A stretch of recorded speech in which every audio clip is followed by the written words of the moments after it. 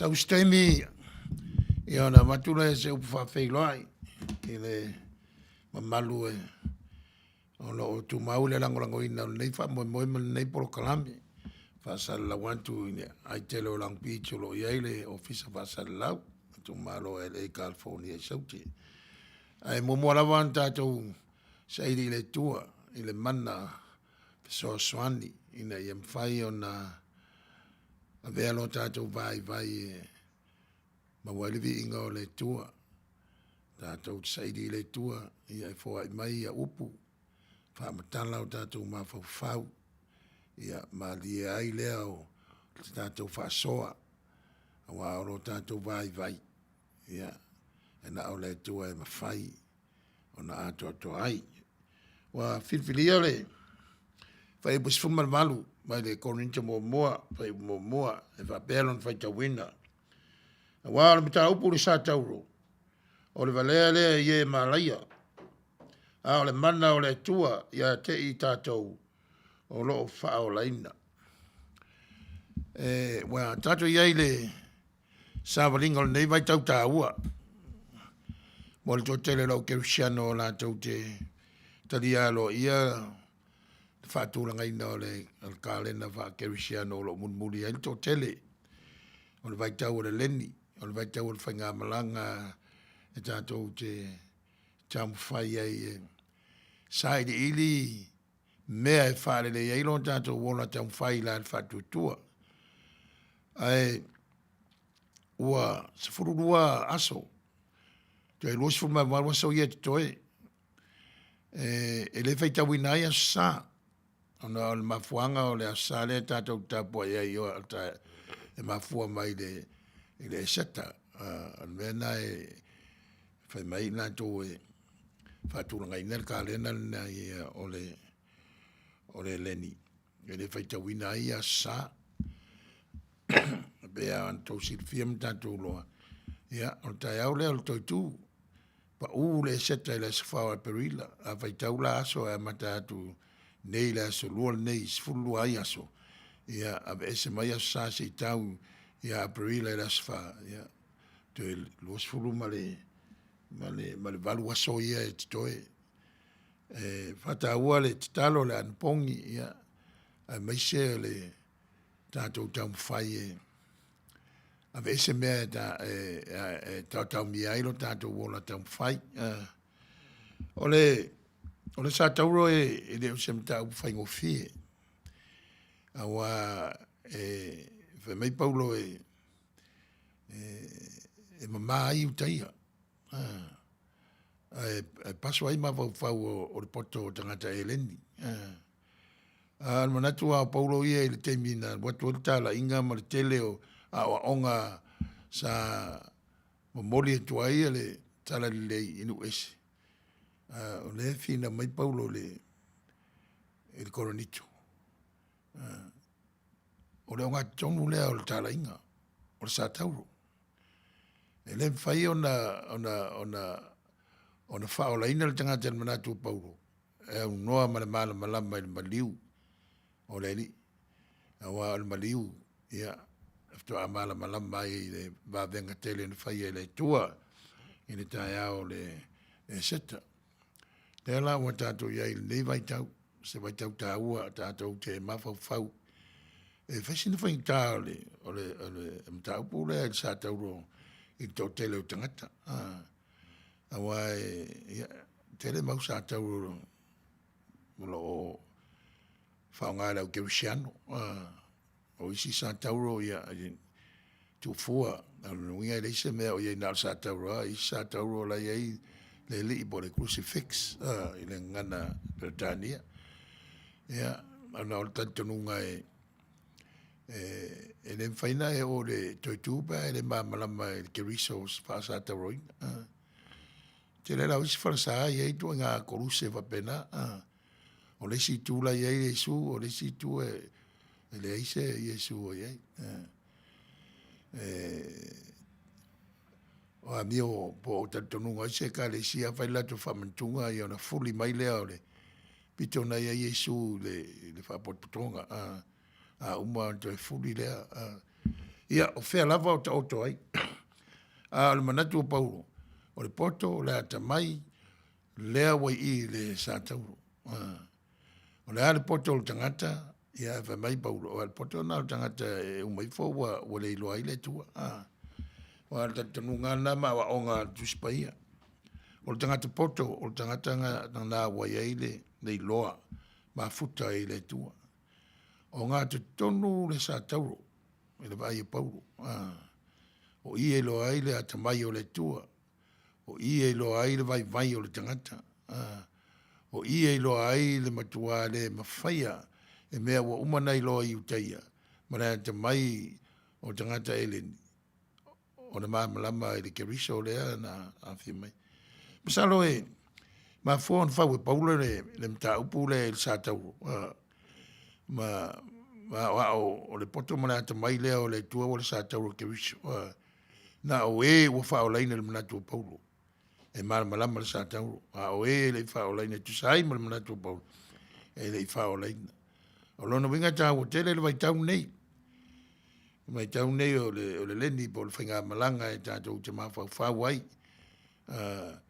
pe whawhea o na whaalelei atili le mawhtanga le tangata ma le tua ia misi o lan tua oi o nunga whainga malanga e tau whaile tangata si ilunga ia lona soifua whaaleanganga a soifua na i loa i le tau whai fatino me e lo ai le lana maftanga malona tua ia Michel maftanga male tua oi wa ele faina na e alu i le tua ia no malo mala mama malo foi lo tua oi a mama la santa ona mama la foi le e lo va male tua mal va malo tua oi wa o le santa ro le ana na manatu ia i utaia ele fa sata o nse mesia mena ele tali e lanto ele o to inga mesia le an fa tali ai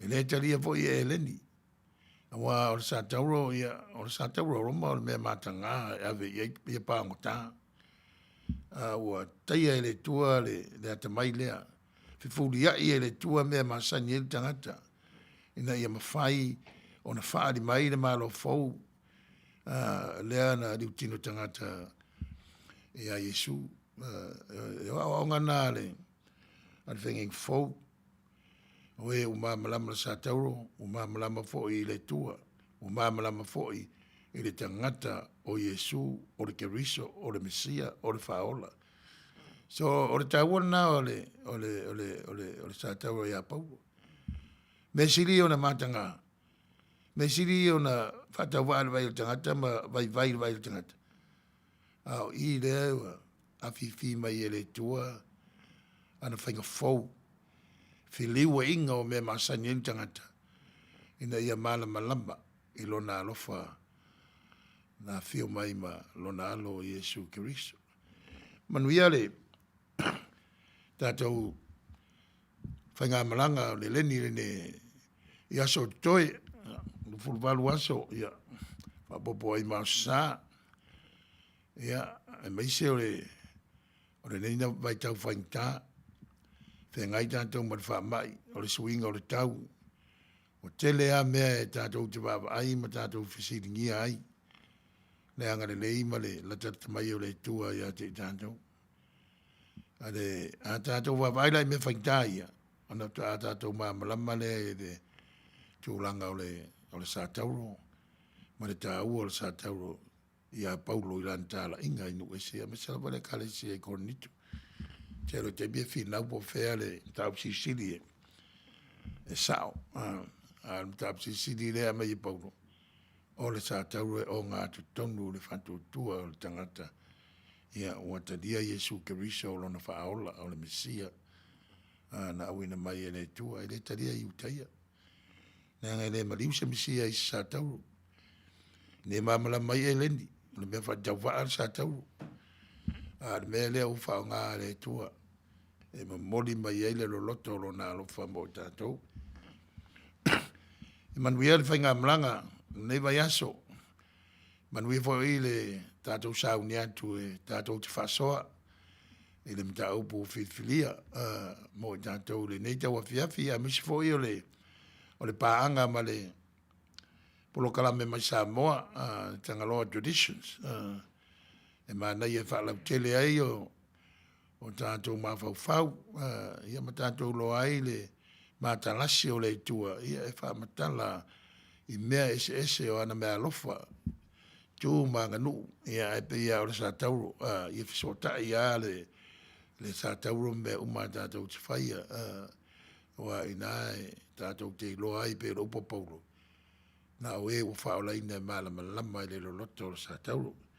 Ia, i le tua pēa le malu Manuia a la tātou ifo matatalo. E maulungu pēa le vi ingo o lau fio i o mātou wha moe mo mātou loto. A wā, ana le tau au ina e lau alofa mo lau wanga le lei le soifua mo le ola o lau whanau. E le tau nuu a mātou fuafuanga. E le tino mea mātou te wha moe ai. A le alawa ua mātalasi le nei tau a fiafi i le tawhara lau langi e olo o iai le. O fisa whasala lau, lau le tio ia o le ekalesia lava lea, o le siufonga o le tai au fau. A wā, o a wala, matulanga o le nei aso, ia o lea ua mawai atu. Ua po i sāfo i le lau ele, i le nei tu o le lau langi. A ua e a mai alava le ava noa. E mawai ai o na mātou whasoa ma tala noa ia ua fiong pa ia. Ia whāro loto atili ai, lo mātou wola tawivi i la e whātua tua. E o le selfia le nei vai tau whātā waina le tō tele lau kerisiano. E mana tu natu lo loto ai. I lau whā o le tanga. Ma le mafuanga wa vea sa taura mo ngā tutonu. O tangata kerisiano ua whā o leina ma mala malama. E le maliu ma le toitu o lo walu. Whaftai le tua. Whaftai lau whaoltanga. Whaftai lau olofa e li wai lo mātou vai. Ina ia mātou I loa le mawhanwhana le papai mai. O lo wanganga whamangalo I mea mātou te whare tonu ai. Vā malau whio a misi o le vā. O le tangata I mea o lo mātou iai. Tonu o mātou a inga. Mea o lo mātou whewa iai. Ngā luenga o lo ngā lue ai. O whea lava. Le tangata malana. E iai lava le se ma le whare tonu. Whamangalo I mātou. Whamoemoere nei tau a whiawhi le tuai wā lau. Mana o lo wanganga e whia mai e teitau lo ina I mātou uma. Tala ina o mātou ma whau mu whau ai mai upu le lei mātou te whasoa ai. Nei a maari e lau whaafonga.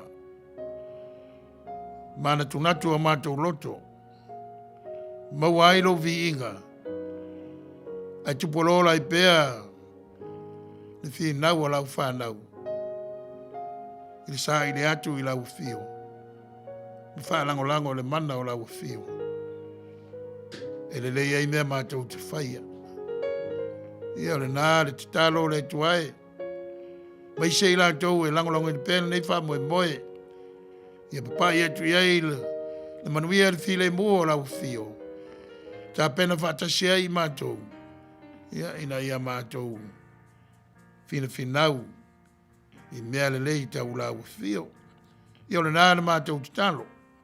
Tu ina tu suafa manu malo lo wal pele mlo mata wali faola I sikuris. Amen. Halai ona ovala auleli. E ui wana o se taimi. Yesu tali ala talo. Famole mone o mana umia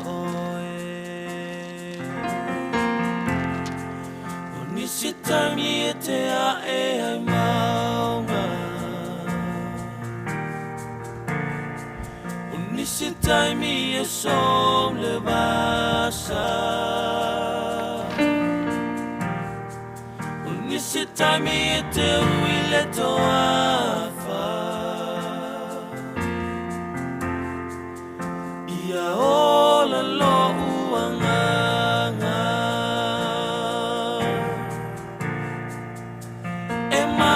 Si lo alofa Gao o mai leleanga Unisitai mi te a e ai maunga Ia o la lo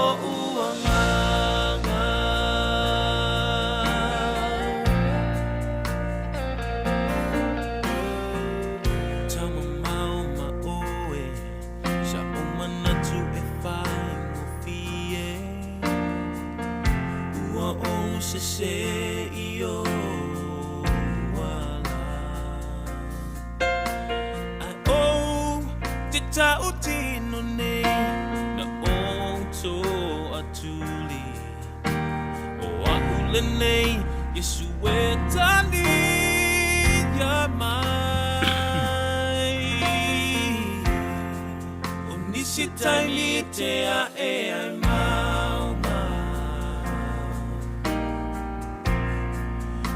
Sitai mi e sol le basa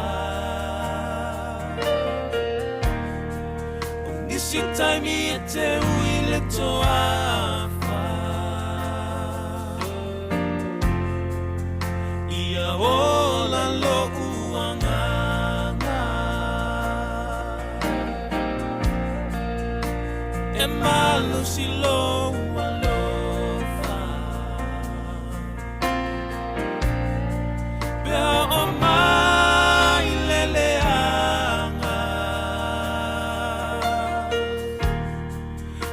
Sitai mi te a e ai maunga Ia ola lo uanganga O nisi taimi te a e ai maunga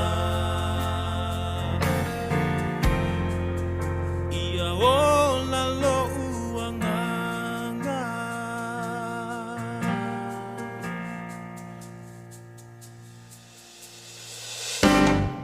O nisi taimi te a e ai maunga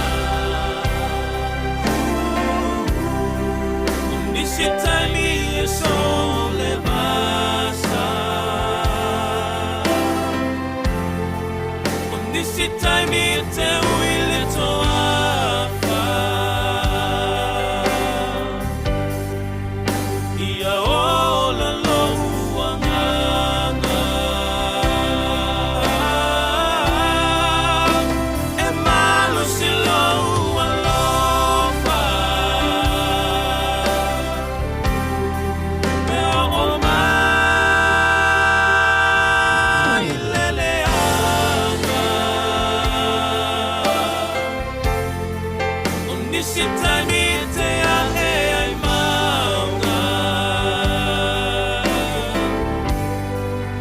Ia ola lo uanganga Nisi taimi te a e ai maunga Ia ola lo uanganga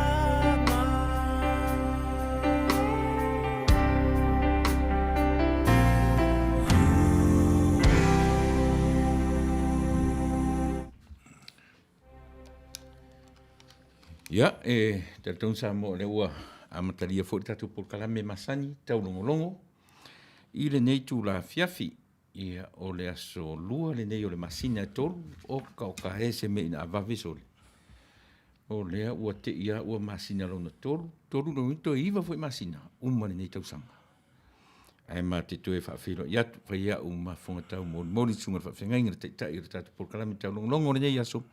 Ma te whataro whatuai Samoa e le suafa man malo keriso le lii man whaola e a fuai o no tatu fisili so se mea tatu te whaia e a mata i a te ia pe a le o le nā e whaia fua mea tatu te whaia o le a fuanga fo i lea e ma te whataro whatuai Samoa e le suafa lea wai e tasi lona mafuanga o ala o tatu i Manuia ina o tātou fesili le sua whare tai lau tu soifua a so mātou ola. Ia amatani ai tātou por kalame whai pea o aso tai tasi o le vai aso. Whai lao lo leo tu lau, whai mawhonga tau mori le sunga whawhengainga, tai o tātou por kalame, por president fo nei tau tua ma le onanga. E whatalo whatuai sa mo e a fua mai lava i maunga tele, ia se ia pa ia maunga iti.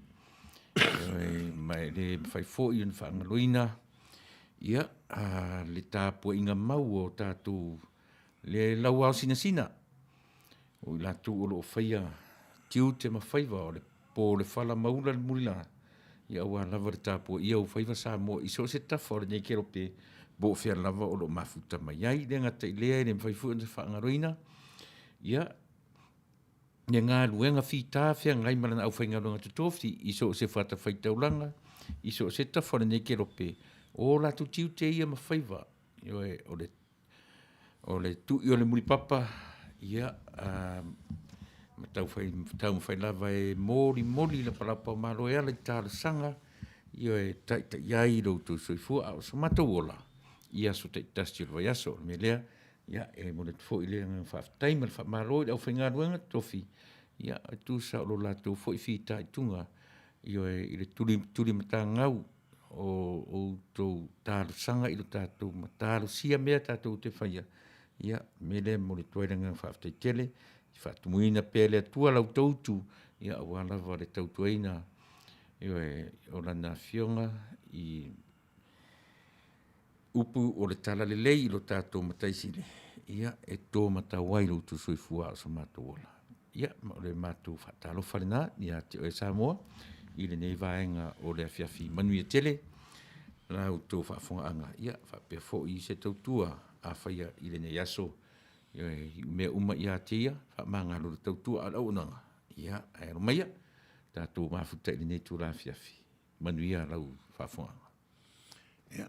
Ngā lofa fitai o nā wa matule au wha tu lima i pa ia o le amwhai ia o ma whai fo i nei tu la o na fisotai mai e tu sa i o tātou polokalame. E lua atu si whaitawaso po electionary reading se mulmuli ai e le tio mo mua tu si whaitawaso le whangai nei e le whakasa ma le whakasa e ta o le International Bible Reading o saunari tu le IDRA o le tu si whaitawaso le whangai i Amerika e tau telefo i o la langi o la ukefsiano nisi e matau lia a tau le por kefsiano o le lotu kefsiano lo po tele tele on tafa tele on ala vai o ti fa ya ta waso le ma tau te mulmuli ai initial time ia ta o le revised common lectionary reading ia le ala ia ile mta upu pe ona fa ia ta tau lotu a matai le pisos po le tusi Paulo le Calesi Corinito fata sa tauro ia mal ta pula lea ele fa mai na o malu lo mai e Ioane e mo voltala le ya Mareko mo ya va tulanga po in mo fa maula na evangelia ya na matale ya Mareko so Mataio so Maluka mulmuli Ioane o lau sinopi po vaenga ia tolu o Mataio Mareko Maluka pe fel fani la tau vai tonu ye upo se ai mana me ale tele o le mon mau fa mama wina e winga le tele le e bava la tau vai au Ioane e fai asina mamao Ioane pe ia vo ina tale no ia so vai o Ioane le ise ngafa o talaina te pe o Mareko ale ngafa a Ioane ia e amatamaya e me amatamaya me e amatamaya ile tua lona winga e famtala Ioane o Yesu na ye ile amtanga fatasi male tua i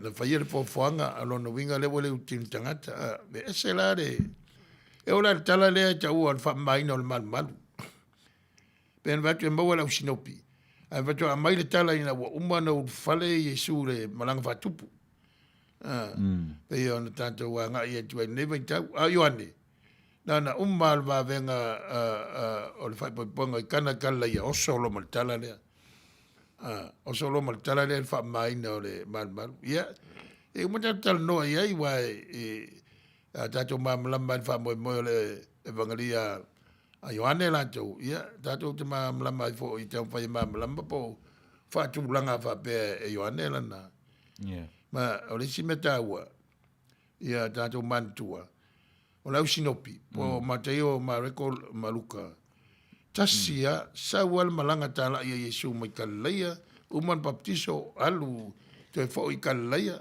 Nazaretan me soi fo ai ia kapana umi a matalon fifiri le uso sawai lava tau nu uro Yerusalem malanga fatupu ia umana fa mal ia me umana na mafua ia na lava ai le ta io lotu tam fai loe fai se tong fiti e ta ofie il mera ia esela mayon per vai a mata o Ioane fo i le tasil malanga Yesu Yerusalem ba ta to fai tau loto e le evangeli be falling mai fa tolu sau Yerusalem fo to sau sele fa tulanga ina Ioana lana evangelia wa o le silem ta upu ma ta upu malu ta upu tau le tapo inga e matamlia e mga evangelia Ioana ina wotal noa ya Yesu ma le fin Samaria tana noa e mero tapo inga o maunga o siona la ia ia le mal ia I ke resima le mea lo ia I Samaria ora vai la tu mal fisili lo mongo fel mongo fel mongo fio ile tua tau ta poi ia mai Yesu ele o mongo tau dia o e tau dia ia ta poi ma le nganga fa mau so ape ya ta poi ngata mata ia wa o sina me e alu tangata ia e alu saili le malu fa le nganga tau no ta poi on va la le tangata e alu la e lu atua ma la lave o lona ma fa mo lona loto e uma ta poi e pe e de o maua atoale ne ia e le faina pa misino ele si wa tu inga le ia le la mosa le fa casa ma le fa ka asama le fa casa ma ina to wa ma vai ese ma tuto tas e de o sta po inga pispisa o se voi pa tu ngai no lana ta po inga pe e o ngatasia ma le tanto nungo sa mo ia ta po inga mai da tanga ele tau nu tala le ele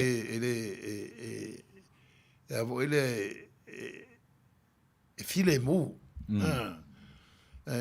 mo to tele le mama ile e fa casa e va veo na ito ina malo ma to le fa ona no foi le ta pili le ili mi ana no foi le am tan lo tu sala e o sa ili le file mu le ia am tan lo o te ngata mātua voi, e le whape mai wa umile no tu pe, e le ini me whape na i e mātua, na lau tara vau e se mele i o lato mawhawhau, e umaro complain, whasea o le ama le a le mana ia na o le tala Ioane, o le mele, ia se i o whaitawina ato, wha mai, la amata whai upo suktoru o lufu lua, o vai upo ia wa mai tu fata waso pe en vai to lo muri ele tio ale o le IPRA ia o le revised common lectionary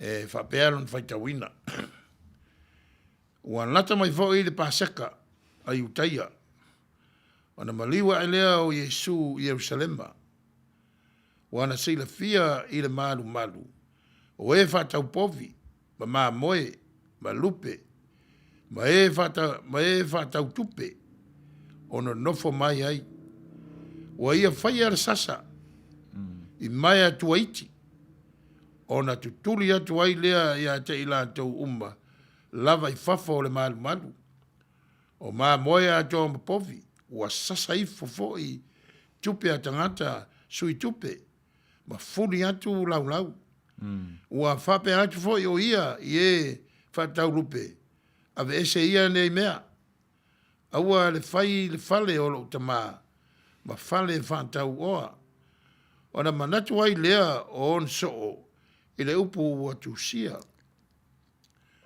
ua aina lava au ile manao tele o lo fale ona fai mai ai lea o tangata I utaia ia teia se fai longa e te faali mai ai a te imatou ina wa e whaia nei mea. Ua tani atu Yesu ia te ina tau ina le peti ia o le nei malu. Ona o toi whaia lea I aso e tolu. Ona whai mai ei lea o I utaia. E whaanga fulu ma le ono o tausanga. E whaas fulu ono tausanga. O whai le nei malu. Pe te toi whaia foi e oe I le aso e tolu. A o lona tino. O le malu lea na ia fetalai e tuai. Na tu mai o ia na ie woti. O na mana tua ai lea e ona soo. Wana fetalai mai le nei upu ia te I lātou. O na lātou tali tonu lea I le tusi. Ma le fetalai ngā Yesu. O ia fetalai mai ai. Whaangatai I le tātou whaitau. Whape umana ia ona whaore I toi whai upu ia tau lufuru lima. Whaitau pēla wa ele toi toru whai upu. Whai upu ni suma toru. Sa Jerusalema o ia I le Pasaka. I tau saminga. Ona to tele ai lea o na whātou tua I lona suafa. Na wana tau wa ai atu I whai longa. Na ia whaia. Au Iesu. E lei whalangolango o ia ia te ilato. A wana sila fia tangata o malafa. E lea ngā fo ia te ia. Ina mori mau o se tasi ia te ia. Ia mio o tangata. A wafo. Wana sila fia mea o i loto o tangata. Ia, Manuia le tua. Whaitawina mana au tō whafonga. Pei a pe o ila tu spa ia i o taftafa. Ia pele ia te tonu olo e pue mai ma tau mai ne whaitawina. E pei e ngata le anganga o le mata upu len tātou whaitawina ma tamari whai busuma tōru tau lufu malua. O lo lufu tōru tau lufu li mo wasui na. Wasui na le mea wanga i e whamtaranga. Ia, mo tātou e whaitau tusi, ia, mesfo i au. E vai, e palakalafa i loa, so se palakalafa e tauna i ailo na manatu au tu.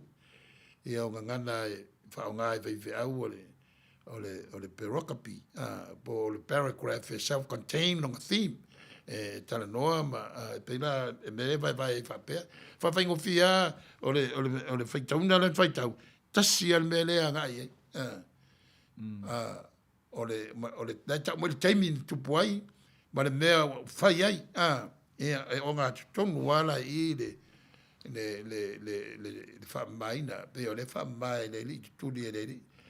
Ia e tātou te mawhau pe o tātou vai taimi, ia mea aso nei te rei loa ia i New Zealand, Australia, me voi Samoa, o e lavo mwhai on fisotai mai. O le mea wai ia Samoa ia so nei, ono tūlanga whamai ma le tele o e ua tu ua mafutanga ua maare ni foi pe ua.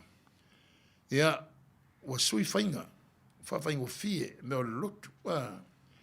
Wai le whai le lotu au noa ma le tamau ainga. O le mei tatu mamla mai, o le upu malu. E leo te tonu o le malu, vai tapo inga o te loa o fafo o le malu, le tonu o pā. Le anga sāna o mana whātu langa tonu o le malu, whai vai ni lei, mo teimi o tapo inga. A whai la, o e tau le malu, ia o le ai atoa ma pā, e whango whie le upo le pārangi, le precinct, mea leo wa kusi le boundary, mea wa tapu, mo le malu, o tonu i masalo le o ye le vaenga o le malu fai fa taungo me ia fa vengo fi ngata pa mai fa e fai ala tu taulanga mi se la volte mi pase kale oso ai la mtanga tala e awane a fai e sa mai ina sareta mai na so po kapara mi po fe la nu le tuma local le po fe foi le vaenga o Palestina te malanga mai ai te alu i Jerusalem. Whaingo fie na alu pauan meo tupe. Ina te wha tau me i e tau whai ei. Ma whaingo fie ei le oranga pa tātou wāwai ei. Peo ne yaso. O le tuta ia ni sua au isi mariu. Wha te utusi mua me wha mamā whaingo fie.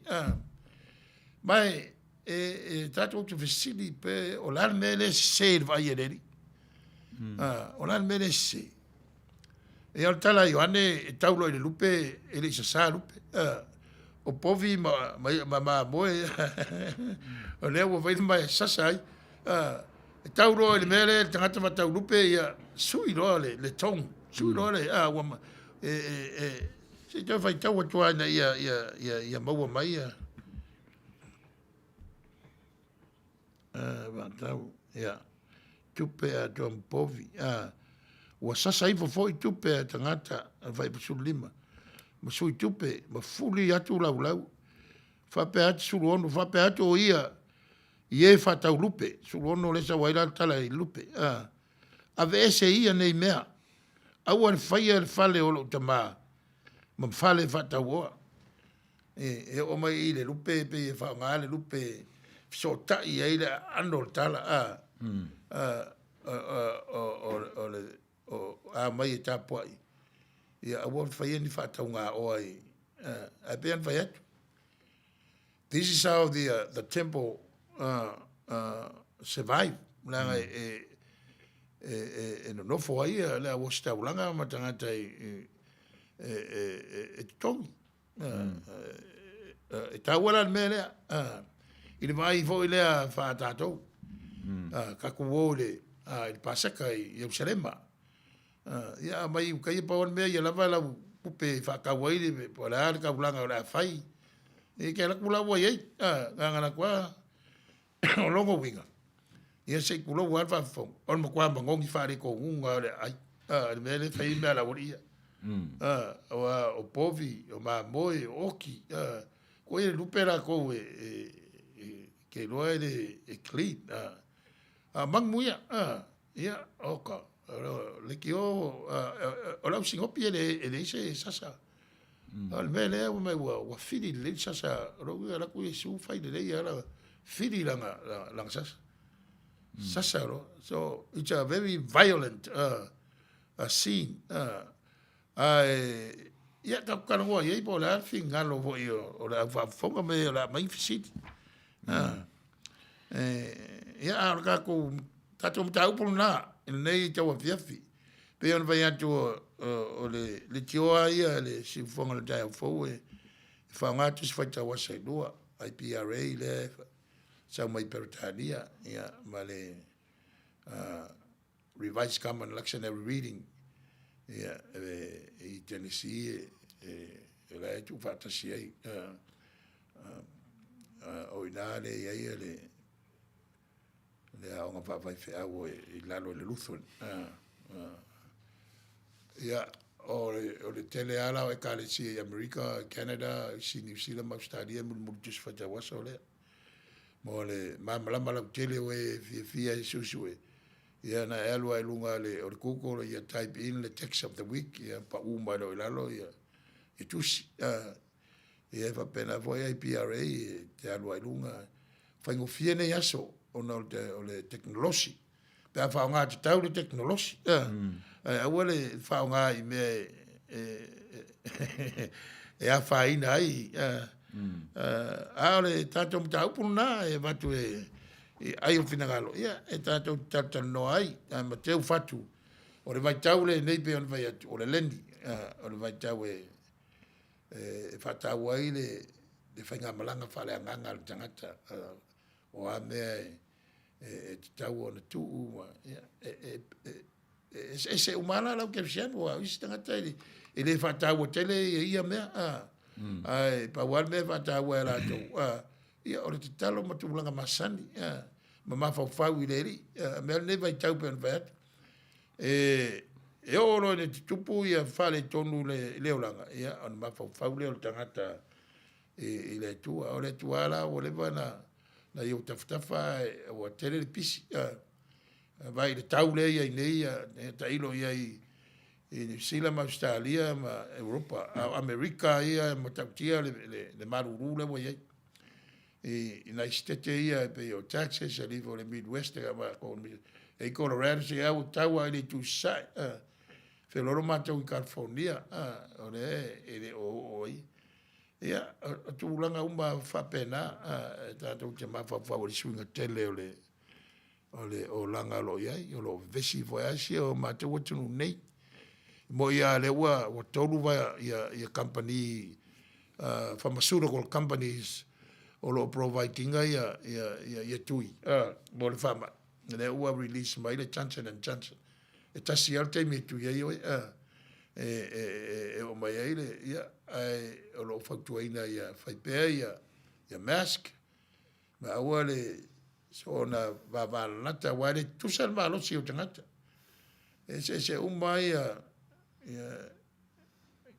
immunity system lo no winga se mal malo si tino ia ta wana na me fa popo ia tata no anga o tala ia pe ama fa o tala muriale le evangelia muriale fa ma wina eva pe o to ina na le tusia le fa ringa o to ina na tusia le evangelia le a fa na ia o no winga o le moto pa tamo le sa fa un ua ia Ioane na matua lo se fu tele o le apostolo ma li tervo ma li fa maturo Ia, ma le whaamaunga o nei tana.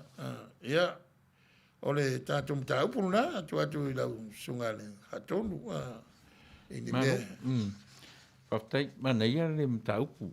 Pei o le tate amata pe whaonga to tonu mai ta amata I le mta upu le lua. Ia. Te tino wha mo ta mawhau mo ta tamwhai au mai I leo langa reo te o lai. Whaingo fia I ono ta malama I mea I o tuspaia. O lea ua latu Yesu ua wa ai pi ua whaonga se le manu. Pi o le ua inei mea ola ua whai ai ua whai mamaketi le manu lea ua le se manu. A o le mea fau la lea, I lo tatonunga I tangata I utaia. O le mea fau o le latu o le tangata whaasao mea I tono le. Tasi le mea na whaingofie ai o na o I mawhauwhaunga tangata. I tangata le ua I fau vale mea masani a le tangata I utaia. Tangata le ua sātia le masani na ola I tangata I utaia. O lea. O le ave o me tonu I whai ai latu whawhetau o inga. E ui ai nao latu rose se no whanga le whai ai. A ua leva o na ola I tangata. O le alape o sau Yesu, ua fuli, ua sasa. Ia, on tatu, o whai mairoro I ane, sai am tanga le upu. O le upu la lea, o le upu la le ua liutin tangata, le ua sau tonu o le manu lea.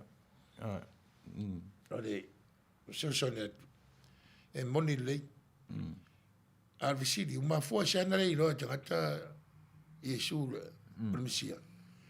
E mafua o le mesa wai, lua, o la ei o le li. Vaitaru le tātou mai le amtanga I la ei o la ustauranga. E tofua mema winga. O le ufatfata le ufuai. Ma me umapa vai te unga a la ustauranga. O inana ta o toile man. O le avea ma marketi. So se mea ele tupe. Fai vai tawa inga, o lono winga. O le su e il profiti, le prophet. Le lono winga o le fa tau mei e fa sidi wa e tau na istup fa sidi. E fai ai le maintenance o le malman fa e pe a tatou. E le aise fa sa mo lono fau ona tu mau ale o le fa va le ai. E pe a mo ta vale se tulo. E le maintenance e fa le lei sul suau sui palaka o le sui pau fa pena fa sa vali. Mana miel tupe. Pauan mele wei. Wa vatu uma nei manu tu tonu le. Pe on vai atu. A fai la vatu lono winga. O mutua matau tia le bainga o tu tonu le loto al malmat. Wai o le ta o le malmat. Ai le o tu tonu le metapo I tangata. Mo me. Aranga o pama lo toa ta ua toa o le malmat. Ia, a pe so saniatu na. Ai moni le mena na saunoi. Wa al melea o I le wa matana mataua I le la wostaulanga mai ta ia le nu. O I Jerusalem na no fo ta o nu. E mo ia la isu na ko la to fie tanga te o I vai. O I ya ta sial malmat. I la le no fo ta ne wa matan vai. E mtau tian mero fai e tangata lea. Wa pe o Ioane le e fa ma me o fai longa. O signs. Ia sauraisi o le vinemoni. O le vai o le ola. I ams. Me ia tau I ams. Ia ato ma va venga. Me uma ia le maisu. E le parangulango ia tangata. La si le fia le I me le mapopau tangata. O la masa o salo tangata. Wana le masa o salo. E le fa ua le mele sa tauro le. Le fai mai e foi paulo la tau. Ia. Pero e so sone atu na Ia. Tasi le vanga whainga tāte leo le peona o whai atu o le mena masani tangata ni.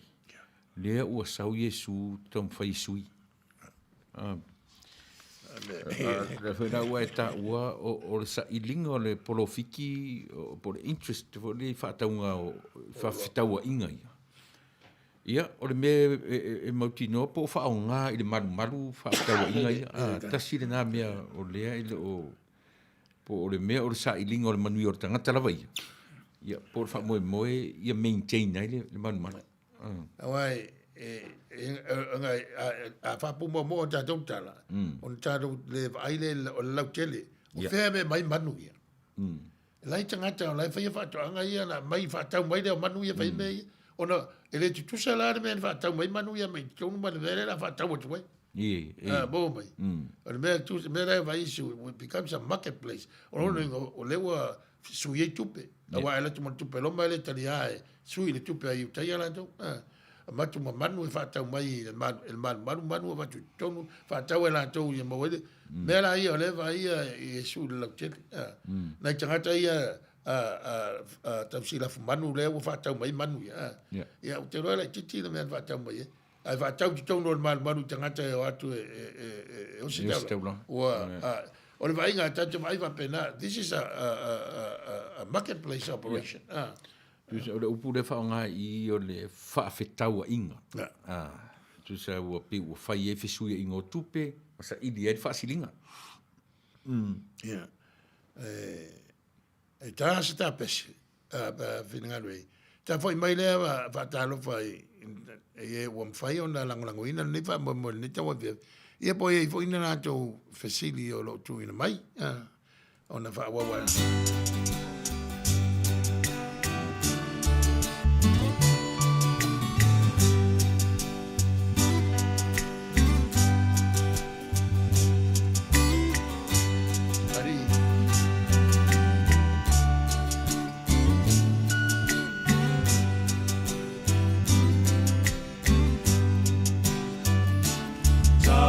Tu I ai nei le nganga Toi fia te pai le mafutanga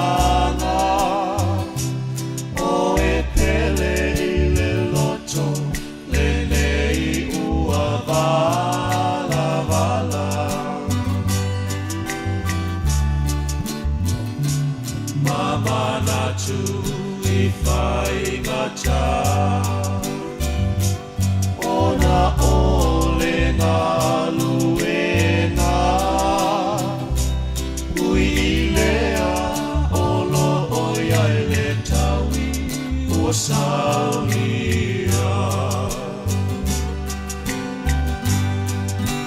Wha malo si pea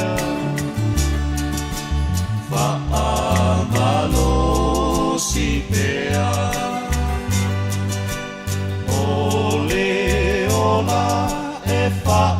Whaavavau lo tau I lea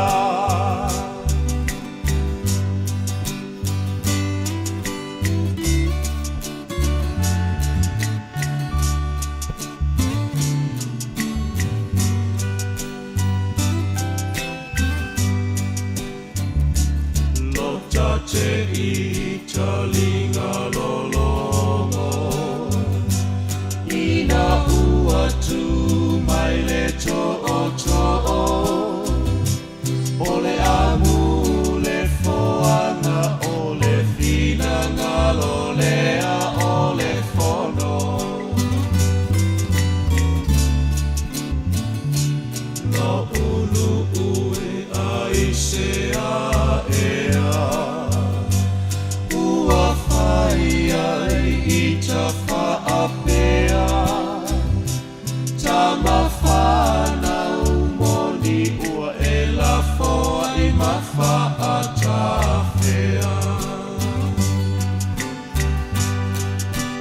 Whaamalo si pea Whaamalo si pea Ole ola e whaavavau lo tau I lea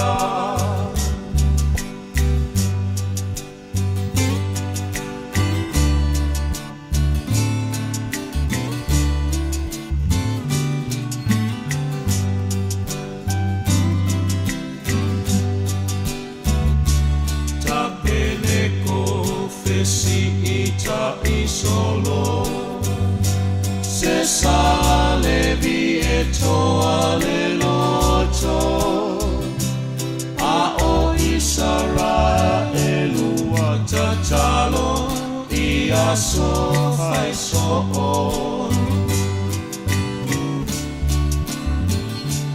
nei ufa lo mai le tali tangata umai na ia fea lo fani tumu ngao me uma o Yesu le ala i le langi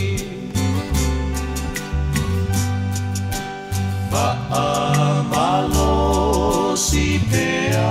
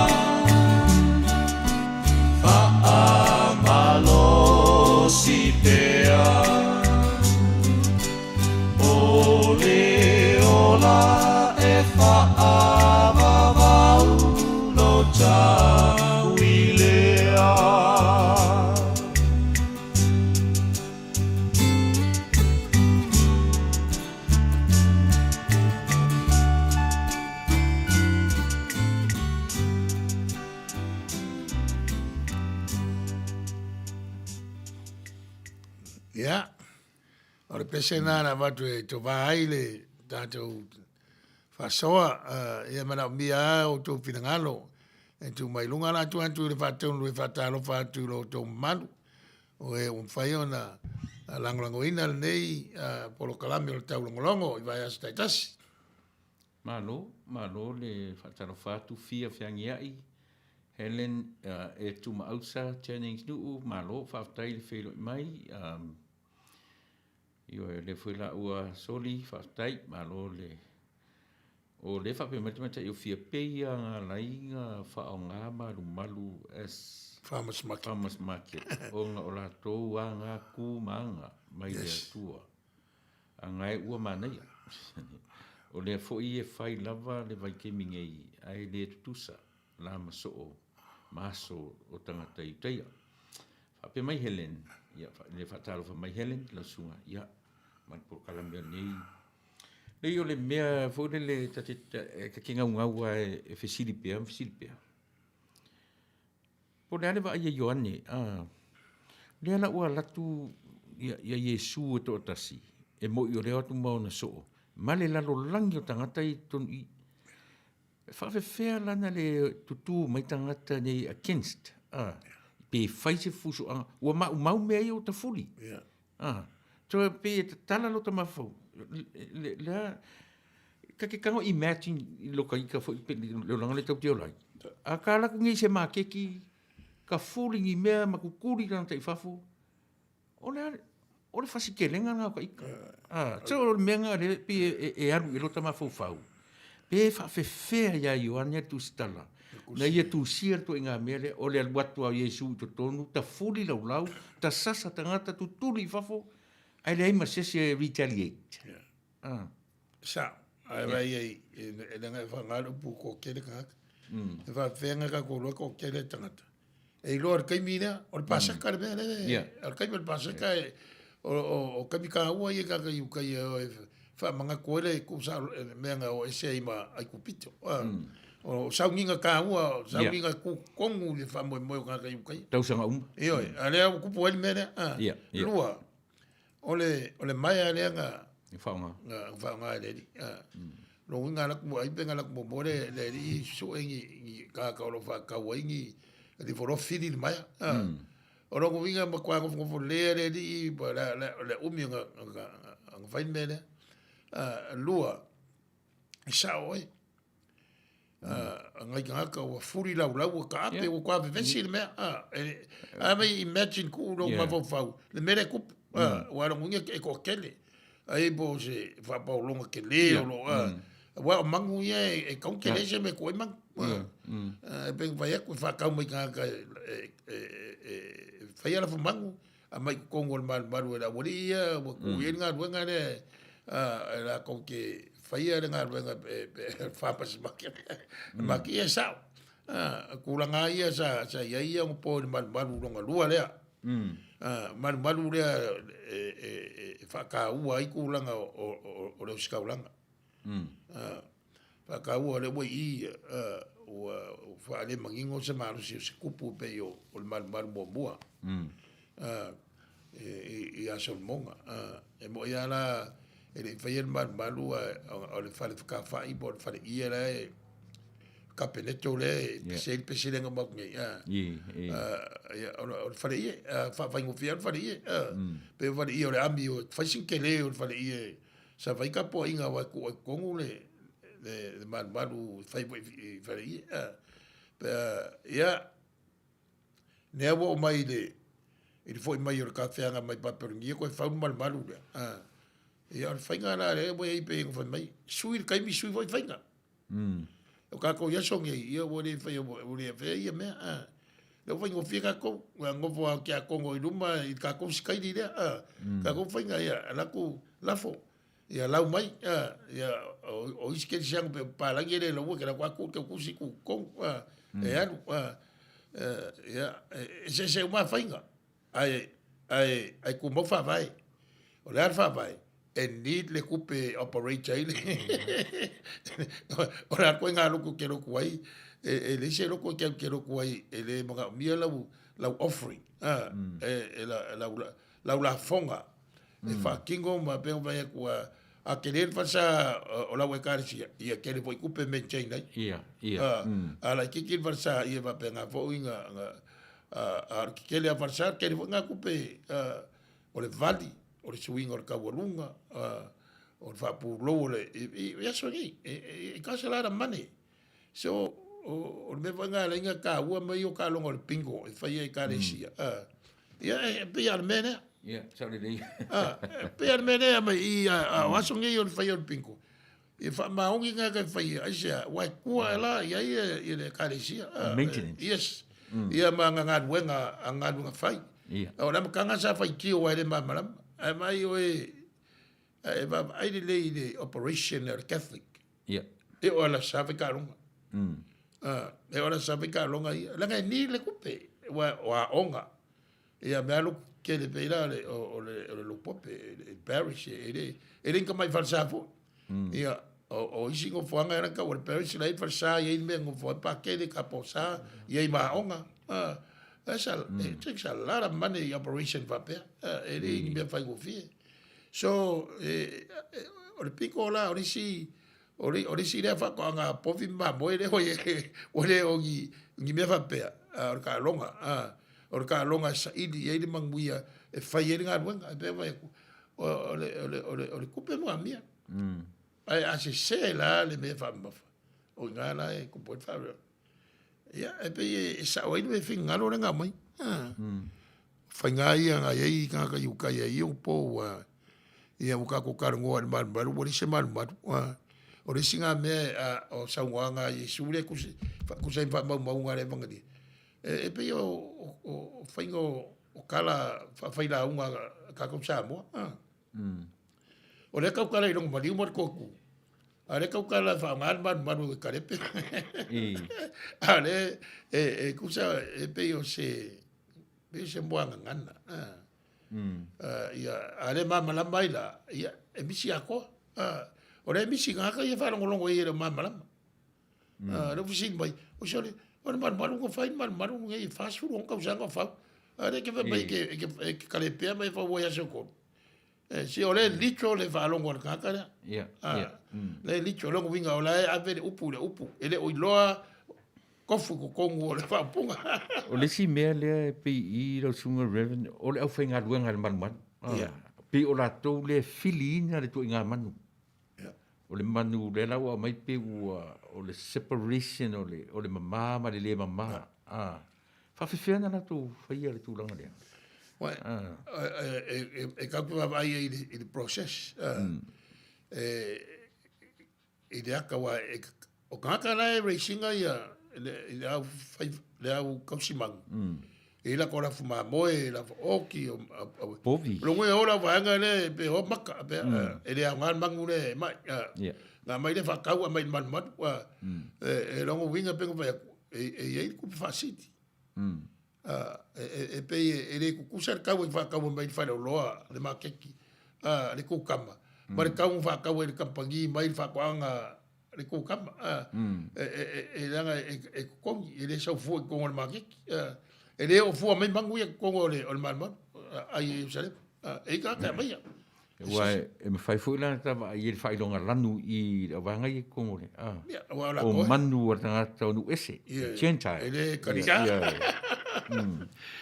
Ia, ma manu la ia kaka i utai pe o lea e au ki. Ia, wai, e fai wakoanga e mga mi foi la korkupe. E o lai, nenga e fai la ko wakoanga e ngakule wanga le fili mai mangu le nga avere kongol man. Logo winga, e ile charge le o kaka mai. E oro me ka kupe me ka packing system ya o kamasa o sili ai kamba ia wa kamba ia ba kan e va venga ti sign le system ka kan mo mele pe manesi va ngale o le banking system o no winga pe o tanga tai le original o le vangare ya e pe o la ka sa idinga nga ia ngi ki ko se va be o le si ai nga la wi loa in mo le banking system mo le ai ngale o Rothschild le Kiwi ya tu el menga ngai kai kila ya e va ko kila wa ve mo yu kai ku pe se e va pero kila I need that money e va uri mo ka kien men ku pu e ongo milionga plus ga ai le ka fa sho ka wa ve mo ra ko me ko kingo ne la li tai la ia na tau tiole kai COVID il menga fai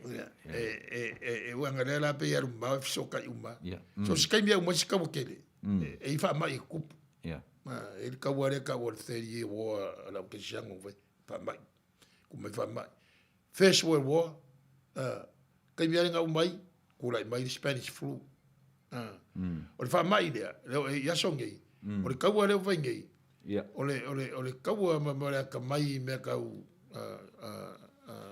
pharmaceutical markets ole wa le mere le wa bege ole virus le ole virus nga develop Congo le lab somehow ole mo ki ngol menga ia kusai be ka kan woni sa 90% o guarantee ole menga develop Congo le ia wanga tinai e nga tinai le amatanga ai wa ia ngai kanga kamilio ngia ku kele ole ka wala o vai ngai e me vole le wa manga o America ia mo ka ngu i pange kare mas maranga va ngi me kele fai ka sa idinga pe si ola i kala ko orga ko pange. But anyway, ole mera de vainga de very ancient. Sa o il manga ko fia. La ko wa ia fainga ki vai e Messi. O ko mangongi ar beba ki vai vo ia solare i ka vale. O fe ai mo ka vale se fangua i wala i vai Europa e mo kwa healthy e muri fai sewage me penga o me nga i maintain le health o kangaka ka vai vo Samoa mo va developing Samoa me ke vai pa o Samoa por me wa ye se avo se system vo le e algo ia vai ia mai ka ele ma ko filter ai venga I don't think so ia wa ye me go fa ngala ia mo fa koanga ma kai o sa mor nga menga ko filter vai ia ku sualai I don't me vanga va venga pesi va mai Samoa wa mo kingo at van mai Samoa I longa pe fiangi mo singi wo ye e manga venga ko ye ro nga I fa ke Samoa ia wo ngi va kala o ka ko ku fa ko foi mai ia ka ke mai fa mai le a por le fa mai o le ma liu ka o le ba ko fa mai le fa mai nga se fe bo ka ko mo le ku sanga so o me va penga ar ka wa nga el ma ku nga mai fia I ko inga makeki de sa fa inga ngo po le. E fisili lo ke va tu lunga va mo le. Le fa pe mai etu ausa Jennings. Fa taimol por kalama matango fie. O le fisili. Pe mata e iai se feso ta inga o le tala lea I le wha mamaina o le malu a le rii. Ma mea ia o tutupu nei taulanga lafo a lofa whaife au. Lea e wha leoina I to tonu o le malu. Pei ua whai matau vanga a isi tangata e le fia tu lalo ma fia sili. O isi ua ai tā lafu ma ua whai ma avenga ma mafa I isi ainga. Ma ngai e fisili etu. E ke saungoa I le siku o le melea. A wari kusa mo tangata. O le fasa moa ia. A le laua. Ia ele o ka kong Samoa. Benga vai aku o le lafo al palangi ese ku ke kusi. Ese kanga ka e whaikaua. Pawa ngaka I loa le lafo nga o le keu kupe. Lai man fai la kusi e ka system le vai UCC palangi le kangoa ia li e le ilo uma kanga e le ilo elisi le la foresi e paulu me vai e la ku kanga ka e fia la kupe la fo mo le kalesia mo le approach e ko re ke kusi e la fo fa kwaka o la fo vai fia e out of control nga e cerca ko system o se me lu ia pe ia tatou langa pe on vai ale la wo gi me Samoa ia ele o Samoa ale fola inga le sua I se fa la ku ele se me ku o mea le ia kaunga ua wha malama ia langa ele malama I rota Samoa mea o ira le wha pea isi tangata I se le lotu Samoa le system whainga kong ia manino tangata me ta o receiver ma le receiver ona manino le inga o Samoa rawa ia te wa ngā tangata na ola mai nu lau ke lor system ngā e aru e ave se me wharu matai e ke le alatu e ke rakua o e ku ngungu le mea fono alu tama e ke alatu e masangi o whaia mea ngā o alu e ave mea le mea fono alu kamama I fono anu o le mea no whala le ale tua I tang Samoa as a giver na le lakua ia ave Rona winga, o ke fo I ro ke aru le whale, ai e au manga I fafo. Fola. Acknowledge le receiver, le ngā ruenga le kiva. O le kiva ia, ngā le lakua ave, ai fola. O le mta, e latu fo le whatsa. E ke, o ngā ruenga le whailau tusi o se au loko, o le latu ngā ruenga e acknowledge le afoi, le mea lofa tangata le nā. So tu o inae ta oto ai I le mawhauwhau a ta mai o le kiwa. Le wha ne na wha longo I ron suafa. Ai a ta latua te ita tu o la tamta whaioi a vele mea alofa e o lai listangata. Ia ngā kua ka oko I le au whainga ruenga le au lotu. O la konga e acknowledginga langa. Iei tangata ese asia kou loku li whantai li tia sa. I le mwhaialanga fo I le whasa mora waia. I le mwhaina fo I tangata na, ai le I acknowledginga I au lotu. Leanga o au lotu o la kouri e le risi I vinga I whaaloalo. Ma leanga le leo tangata. A malama la kanka le melea. I le mwhainga na rakwa pese se meo le lau o mei kua whasa. Wai, I ka kuk tatun. I le mata lasi o leanga le leo le tua I le tufa ina o mea alofa I lea tunu. Wai, e tofu ala tunu ma le ngangana tantonunga ma mea o le mea whai e tangata. Ia maa lama I langa ia tu ma le anga. Anga I whanua. E o aki tauno le lotu la o lotu Samoa. Le wa sui taununga. A lotu Samoa I lamtanga. O lotu taunu I maota ma lawa o tamari o le tunu. Ia o aso nei, ia o tatu ua suinga wa iai, ua ese fo whainga o tapu inga. A e so se lotua, e le ora se lotu e ni upu. Wanga nama la o tapu i se malai, ia ngā kua, ia, whaile loku koe e kape. O le loku a ia e mauku le whaawainga o le ala e fai ai, whakingo ai. Re kure sa oi de mangako o etu. O ngā o tangata la vai ia. Whai mai kuspa ia. Fōai ma le loto malie. Le mea ngā o le misi. Fōai ma le loto malie. O le mea o lawa ia oi ke malie o le mea ngā ave le kua. Le mea ngā ave. Ia ranga wa o vai vea. Kere mwhainga o vai aku. I la ue kansia sere. Pe ia wara kiki la lo vai vea. Ava pēro e va pengasa mga. Siri sui o la ngā ruenga. O kwa fo i menga o ia so la pule a uri kaimi whainga ruenga i. Po la kaimi. Ranga ura ko kere whainga ruenga Samoa. Ngau sa Amerika whainga ruenga i Amerika. E le whai. Ngal pau le mea whanongo ko la laura uruwhanga. Ngā le whawhikai makalo i le kua. Ia saungi a wale whamanguia ai i tangata. E loa ra kahaka ia longa manguia. E kei loa i loa ainga. E kei loa i mela e kukupu i lau whangau. Wai, o le whaikio. Ngai ngofo le mwawai. O whawhero ainga. O mai lau whangau. Ia ere sawa vai mara ko whangau. Kaukala ma le hapa man whaloaro. Kaukala ia. So, o le mka upu whainka ai mongi le whingalo o etu. Ia mea ngā. Wai, o le amuri ai au angal kusipaia. Fo ai ma le loko malie. O le mea ngā e mū. Ai sa o langa o mea ia e amai. Ia sa o mea ngā o le kupu isi kaimi. Langa e kaukala ma le hapa. O kei roa ko kei rea kaka kusipepa. O le kaumwhai ia lau mai le. A le mea rako. A le mawase mea. A le waire rako le loko e ke kapua i le kua. Pe ke rako e fisosoangi i ngā ruenga le. Ke rea wana e whaila uto nation. Ai ke kaulang wha malama e kai o ka ngaka o lo.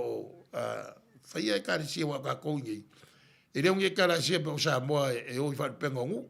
O inei, e muri e lako whawai, lako pai loas. O le mea required i Amerika. Ia, o ke lea o e kare sia, o makusi pai loa, mai ke unu moenga. Ai le muri ai, o ke lea e kare sia, o lako roa. E muri e lako pai loas, ia. Ma sui mea, kau sui nga ia whare lei, ma. A sao, le waia e mamala mai a hele. E kako kei loa, po whea mea kia ke roku ai. E le, ka ilo. Wa ngare ko ngare kure vai lo pope la ga usa lo pope mo mo que la kwa ku si la e ku envelope er ku pe pa que le me alofa mo pa que le ma la fon ele la ua ia ngala nga mo ka vo de ma lo ku de ma la fo lo ku la nga ya ka pa pe o le loku le ile loku inga kupa la mosa me kisima e faia ka wala ko peleki ka i o ka fale ia po pledge members por are u po fanga o fa mo o kanga ka ia o le ngulu ia e fa lango ile de fa mausale inga o nga wenga mone wai pe ngo faia ku na mo ki kele foi fa sa mo fa i Amerika ele ka mo fie foi la maintaining ona pe o feso ta inga o tala leta fini o fa fetau inga tangata ia o mea ia ta fa tau tala lea e tu sama upu ta tala ia o lea o lo fa matala ile me o le personal interest o le mana o tele o tangata if tupe o fa silinga nei pe sa ili fa silinga mo le farsa e pela o le mele au mai e fesile mai etu o le ale va ai e tatu pi o le anga i tonua i le va ai le tangata Samoa ma lana pi e alu ti ngana le se tupe foi faile alo fo fifi au pe wanga i ai tarafu e fa pena o ila e ngata i loa e le ma faina u faitau e le ma fo le tangata e le o iai le mafau i le mele. Le mele le tupu nei. O le tatu faitauina o mafaufaunga o isi tangata e afua ai una la tu faia. Ma se se. Yes. Langa kau ke le ilo le mafaufau le tangata pe ai ta lafu le tangata lea. Ai mafailanda tua pe fia sili. Fia ilo le tangata lea. Ai a fa pe o le mafaufaunga le tangata lea. Kalo fai. O le se ili se mea tus. E o le mea lilo le mea lea. Tatu te le faitauina mafaufaunga o isi tangata. Wai o mai fo fa singo sa Yes. ai fa singo le me le a ko la lo venga le me ko spai a wa ki fa singo ya o fa de ton ai pe ala no nga I le me o le receiver markiva o le tangata fo ai nga ye upo sa mo fa yo e siliatu le na te tutalia nai siliatu le na te fo ai nai lo le na te talia vai la ta o te na upo ke roa ko fo ia u ka ko mai wa ko si ke vai o Manuia isi a inga Manuia ya sola o nga o fa maui o me o loku me angu fai bon kanga ma e loa kanga ia moronga ia pe wala oi ma se fa nga ma ia ma wa ke le va pe ka vivia wa ai longa ke masangi ia so fa outa lenga mai longa ia e se foi não sky di fai nga yo wa mo sirpia se ku fa na se wa ku so fa ke u se ka mo mo sirpia ia etu ausa o le kiore ka risia nga fa vai la vai e so mai o nga o le tua il fa con e di scala la ina lo le UCC the United Church of Christ le ka risia e le kupe mo mai la kia ngai so ngi mo mai commercial o va kongo marang vanga o la ko wi o le o I le masa ia le la ko ala Manuia o sia ke vi ke fo mo ka wa la Manuia le ka kongo I va kongo la ko nga me fai la ngara va I fu o me o le fai wa ele se me ke fai se me ke va ku ngaro ki me le mo wa ele se me mo wa ele wa wa I le olanga ia pe yo se senga ku Manuia le o te masani le sivansia pe o le la masani anu tala no le mele o le lawo me forsa e nga tasi le na pe o le attack ai ma certa tu ai yes so o la ulam ta fa yo I le vanga le e manino lo tangata I le fa samo ma system samo mata bi foi tata no uputu matamanga ese uma lava me alofa le tua I le lalo langi a to ni le atu nu malana me alofa le tua tanga samo e na te le tu ua I lalo le anga le o tangata e fa ai loa yo ai le fai pe no va tu fa alu tangata ave me fono no matua I Samoa I fa no matai e le la ku ngai kangole o fola ngalo la ku e alu ole mta fa yo I la tata le I fa le matai o langa mta fa yo I acknowledge mana meia o ingala le anga o te tonu le fai mele upu a wone I loa le lima tau le me fai le manga vale ai fa fela le sulu mar tangata ia ita yo ita la fuse tupe yo se yo lo fa ele yo ornata te le fale o so le langi o tatala ingai le ka la fanga tupe me tonu lana le tanu to me le ta o wone I loa le o le sulu mar tata ite le fiola ele yo orta te ron fale au umale la langi o ke le foi fuka la ku e ka la fanga kupe ai mai vai le ke le o ka uongi me ia o ka uanga o le ko nga kuranga le ksa mo pe nga mai e manga le manga ko o etu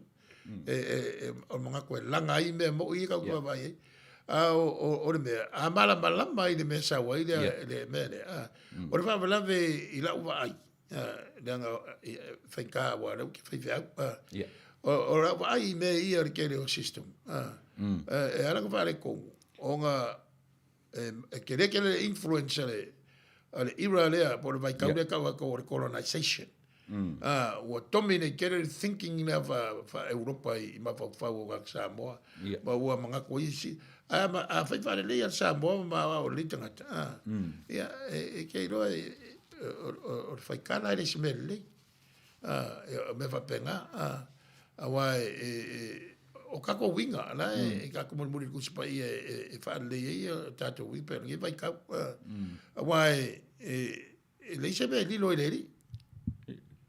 eu o ta o upu le lo sungar fengai o te te tonu o faitala se me leanga o faitala me le a o fe ave itala o le leanga la kamanga O le ngoinga ia avapea ngai whaliunga whaikala o le dialogue por conversation ia sa.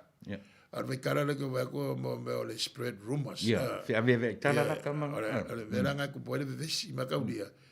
Pe ara o fai ka ngo me ia. O ai va pe nga ngo fora kanga feo ai ma elengi api mang pengi pe ka ko yeso ngi. Ya. Fa mau ka loko. O lor ka mi ku ai lalo. Ya o nga la ia le va pe ku ai lalo fai de ka ko fenga fo de nga ile pu ka no. Kwa fa ngai ia 325 o mo fongo mo fai fe au sa kai ia le ku mo le ku ora ke sia nga po 325 nga fongo ia makalong fa kulanga I makalongo I kusi e kaunga ave kongo e fa wole de New Testament ia ona nga foi kala la vela veia wa o caminho ko furis ia e kale sia ma de kasi se be ngai ke sia e se va nga ai ku piko le ka or captic e se va nga malo rosi sai sulia e se va nga Jerusalem ele ia or va nga I per cura e ka o Constantinople ngaso le o pe uma Istanbul ele la o suingo ala o ele era kuma se yo o mai a ver lo mama la muole o ke siango sifo ia aka ku fora le ku sai ela vela bea mere ka ku fai ka kusingi ka fai capture your ka imagination through studying the history o le ka karango I mea wa fe ka usanga karunga kup wa longa lua o le chama manu ko ye kongo ye sai mas o la ile pa the western border ka o le boiling war la ka ku ye euro yu ka ya la va karikari de mesia mai paulo le mesia le ko me vai o ka o mesia ka o malo ale wa mai le malo ye va ko ku la ko ke ngarwe ingal malo ya e pe yo me va pena mana ia ta tu siden faita ia pei o le sile mea pi o le wha pula mai. Pei o mai tangata nei le malu. O latu le ilo se me pa ia.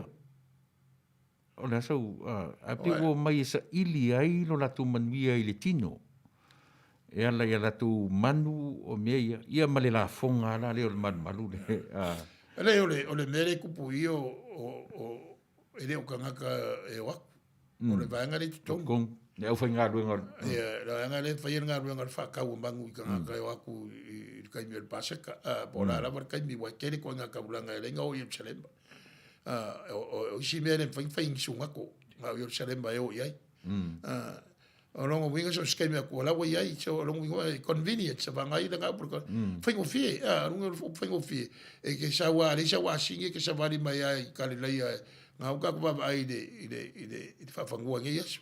Wa nga so ele ka vale ele train ele vale a faya le sa wa singi po so ya so fangua nga ka ba memba wa a singi ya va penga ka makiva ya sa va dia ila sa va di bai lunga o ma fa mo nga ku pe ya ma wa fa ka wen bangu le o sit ka ula a le lava I fa ka lupe a fe loro fa ka ma mo a kele o fa ka povi wa ila choice Venga fa koi o le system ele lei a piu so el system o le lei ia mai la so ngai ia mai la o ia karangoa ka o ka ko ngai o long tie o ka mai kia o kupe mai ferro nga avele I kampangia ave student mai era ke kile interest e release you ke interest mai o longo winga o le suer kupe du war kupe ai den kupe o le fa la ngola ka ke va kupe per bank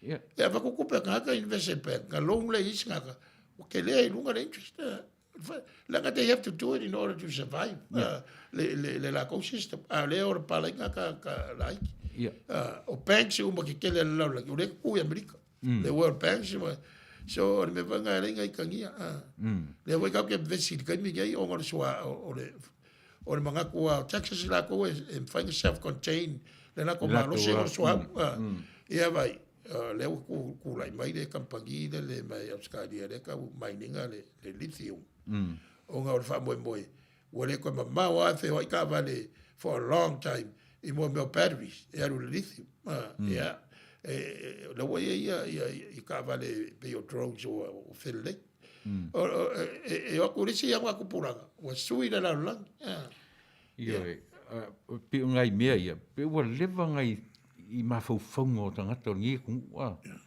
te sila fia fo ile ta fo le James Bond so mai ma Back to the Future leo ka ko va ai o leva ngai mindset o tangata mea ia ale lava o kula mai o le ngā ruanga na ngā Hollywood le ngā ka penga ngi mo le na rolangi leo ka ngu Venga, rengi ka uri mere ka ke ngofo ai o le entertainment center of the world.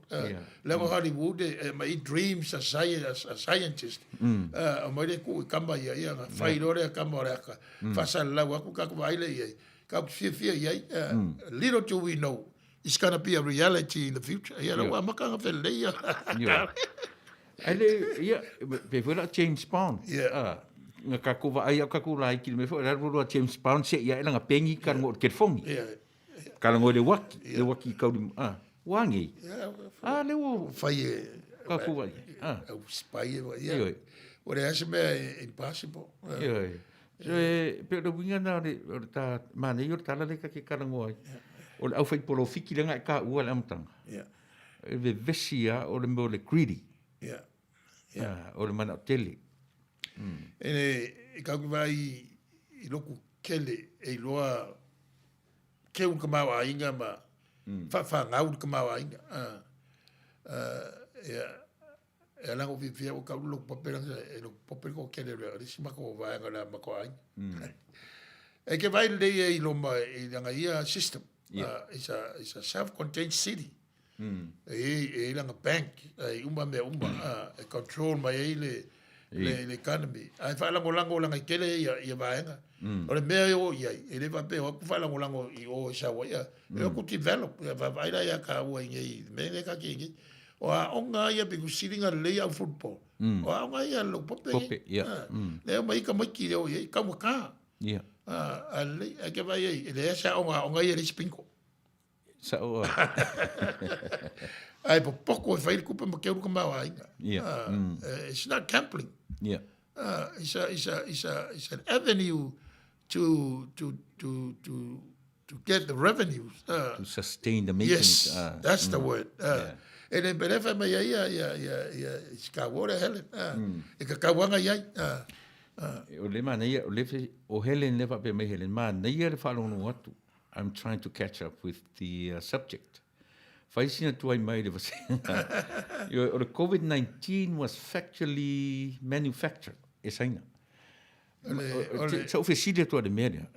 Ma tau lia na ufto tupu wat fa mai dia. Yeah, you addressed that. Yeah, na tu pe o len titi ia le tu te lo tanga to langi family se menga family lap. O le mea fule na tupu mai le manu ma le ale lava o toi ali mai 90% lo ko sa o le mea fai mai le e fai ngo fie ia kungu ia wa kungu ia kaula mo e Amerika e Lucia o kungu e mawarulunga ne ka mai o scientist o kako kungu o kwa kele mo chemical weapons believe it or not nga ola ile balia nga fai ava le anthrax le nga liki vai fa al me develop kongo ole lab ole ala wa mabongi ole me ka develop le wa liki fa fo le virus le siamba so ole me le visidengi po le me nga ole ala intention nga develop ban me ne fa nga as a chemical weapon ava ole le la ko vai mo ka kia ole malusi ole virus le wa fa inga de kana mi la la la la ya ko mo ko kinga inga me e ka mbenga le fisili kele o la intention del mera wa ya ko ba ya ka ko la ko mo ko o la ma ngi isi au si wa ke ro ka ka fa nga ngo foi wo nga wa lus fa uta wo le mera la sunga Pero ma fo fonga masania no tar no la por kala me fo le fasal vale atonu. O la utilo ye le mele pe wa nga I le mele le to tau se tau ini weapon. a pe ua tau I tu ngā mawhauwhaunga ia. Yeah. Ia e reduce le population o le lalolangi through viruses. So I mei o virus me wapena. Lea la le mea tele le no langa pi o le feitai mai e me se te o Samoa. E tala nolo te o Samoa I Amerika. Ono tu haita. Ia e vaila o le create le lab a saina le virus. E create Amerika le cure. Create Amerika le vaila au. Ke le ngaka le malamba. So le mea ngai le ngai le pe e fai maitala against Amerika. Ai langa o le create le sia kunu le virus. Ai create Amerika le me kapie le virus. Vai la le se. O le mele kau ke iai. Ia wa ka wala ko e le ko o nisi mea. E ko fo ke mo feo ke Amerika. Ga ka wa cha mo sis. Anyway, o le winga o le mele uka ko yengi. O le mele anga iai e ka ko malo. It's all about the new kind of warfare. It's called cyberspace warfare. More chips, ngai mela iki. O controlling o meia. Ana me kam fai senga I fainga na ko nga ko infiltrate. Fainga na ko wo I ko ngo chips I controlling va lele. Wa pa iro I le la ko mama va computer. Oki akor va lele. Oki akor. Mo chips o meia.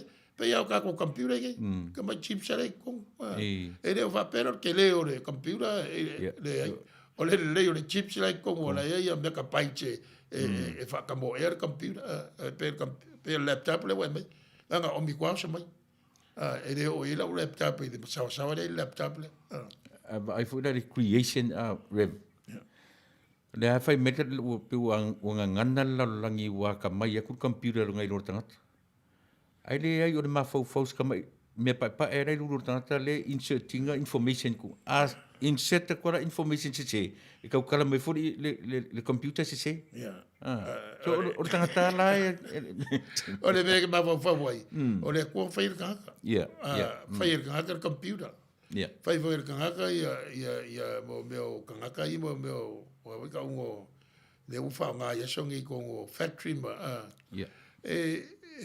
o le fai ai o ka se kuro ia o le mea nga fo le ko madam ka o le ai develop al ma fo nga ai le fa mai sai au nga fa nga mo ka out of control ia prince house o ke le prince house wa function nga mo mai le genius longo vinga so it doesn't matter por ale lango nga ka but fa nga mo nga ka happen ai me nga o kele le pasenge o cells la o no kwam ko kiele ka ko la ngi America se kala le ma voinga ko vesi fa pe you have to be this color in order to be this intelligent. No, it doesn't.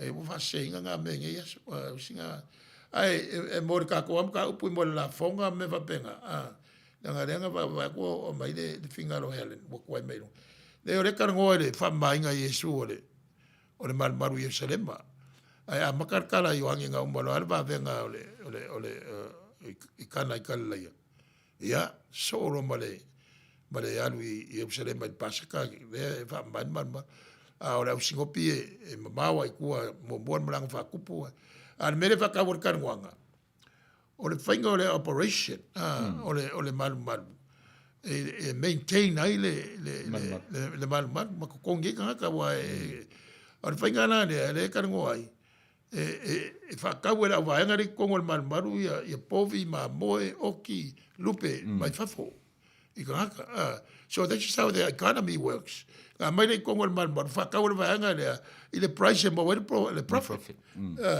sustain ai le pe vola roku le nga ka ngo va ku se mo me pingo ka ua mo pingo ai le nga fa maungi e sustain ai le fa ma ku le operation ole ale ai las pingo e mo ka kinga inga wa ma ko nga luenga ka le sia ele vei pingo ele ka go pingo o longo winga ya mari dia you gotta fuck it up sa ura ukanga ai fa lango la ukanga I lo background I lo nga luenga va feng fa lo economy wa mera nga sa o ile mga kule nga mai momo nga o lore me nga fai me manga il falongo ale kar fe ngai man mera yo al me fa pare ki momo ku shaki ale me momo nga ko fai ya o no ma fa ngi amerika pe fa fe nga fa pare ngi ku shaki wa ele nga ku shaki ale si ku pe ya ala ku ile ngore ku i ka ulanga ala ku ya o ke den fa de ko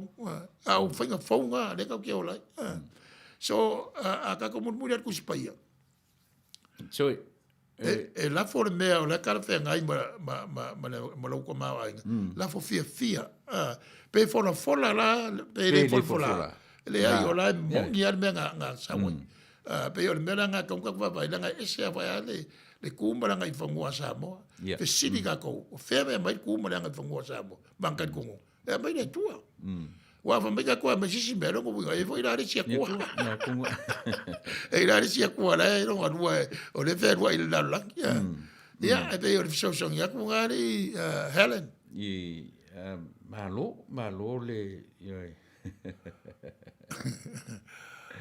wa so awa ko ke ese pe or ke me ka ngol tanga lo tradition la nga ie fa per fangi ka ko karku pa karku fo ya yukai la e ko mur ku spaye i karku o merken ese ko fa kaule ye o ai fa kaula i kula o mai la o mai ko ngo la nga ese ka un ka wa ya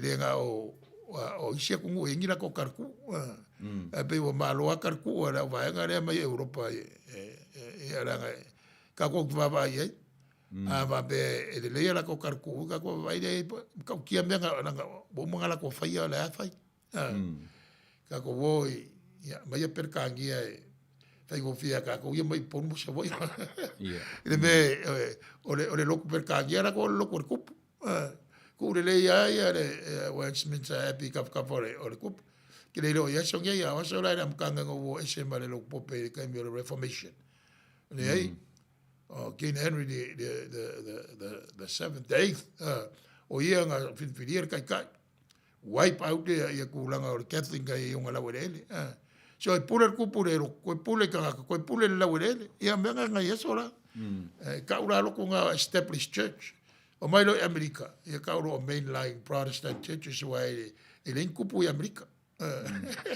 kasi ar kupu ya America constitution ya ta si vele wa pe o le au mai Helen le va pe sa o le lei au o mea o tupu o le tiutela ale committee e fai mea e au le aita la fuina le alofa fai fi au ia po lava le mea po a lava me maua a ma fau fa atua ele aita lafu le atua o le atua ia te oe so o common sense e fai ai o le mea e te mawhai not competitive ora ko ben Helen abu ia le loku nga ke lo koe pa o nga ke kupe vai vai na kus o le fainga sa o are ke sa ngo o ke kaldia se la pasenge la ngo o le vai o e siria ke o le mai o le mea a wa fai ai le a fai ngai ma pa fa volta ia wa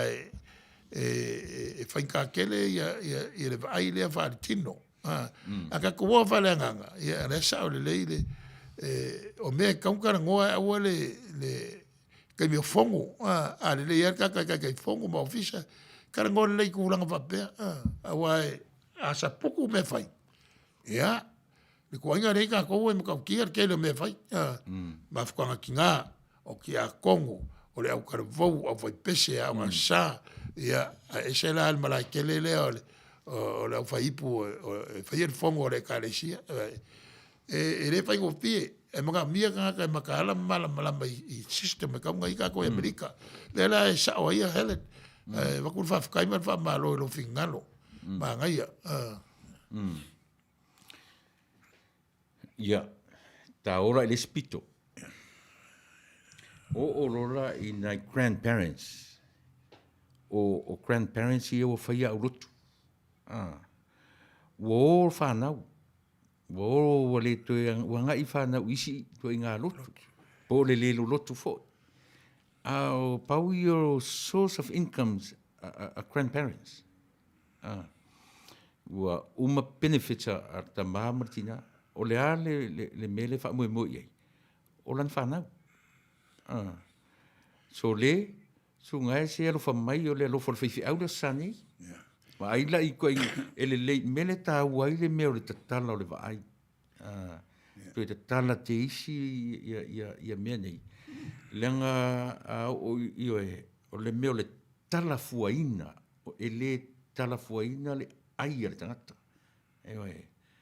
E tatau ona iai e tatala mai ia vanoa ia i tatu ina ia mawhai le tangata ai e ola ai. So o ai ala ia le matua o le ai se o di taia mai ngā luenga. A o lea pi o lea ngā lulu e tonu e kālisi. E le nisi. O whanau. Whawhela na io e. O le mangia mea ngā web pai. Awa le web pai. Me kongu ai mea o le o challenge e kā kongu. I le life leka ke ngai. O ngā breakdown le family system wha Samoa. O kai kongu e o breakdown for communication. O longo winga wa sell out ia le mapapau o kupulanga waolenga i le o langa lea iai. Le post ka o e le ngang peka o le post-modern era. Which e whakaua le success, whakaua le materialism, whakaua mea ngā e kangaka. O kako Samoa, e se voi le tine vai Samoa e kangaka whakaua ingor ngaka. Which are all inside the worldview of the family system. Orang break down the family system. Mi ngā whainga e ngai kakamākua. Wa kero kakamākua re wai ingi kongoro. Ko ngai kakori. O ngā whainga ruenga. Ia o rongo inga rai karinga e nako social security. Kong voi o ingi lako pension.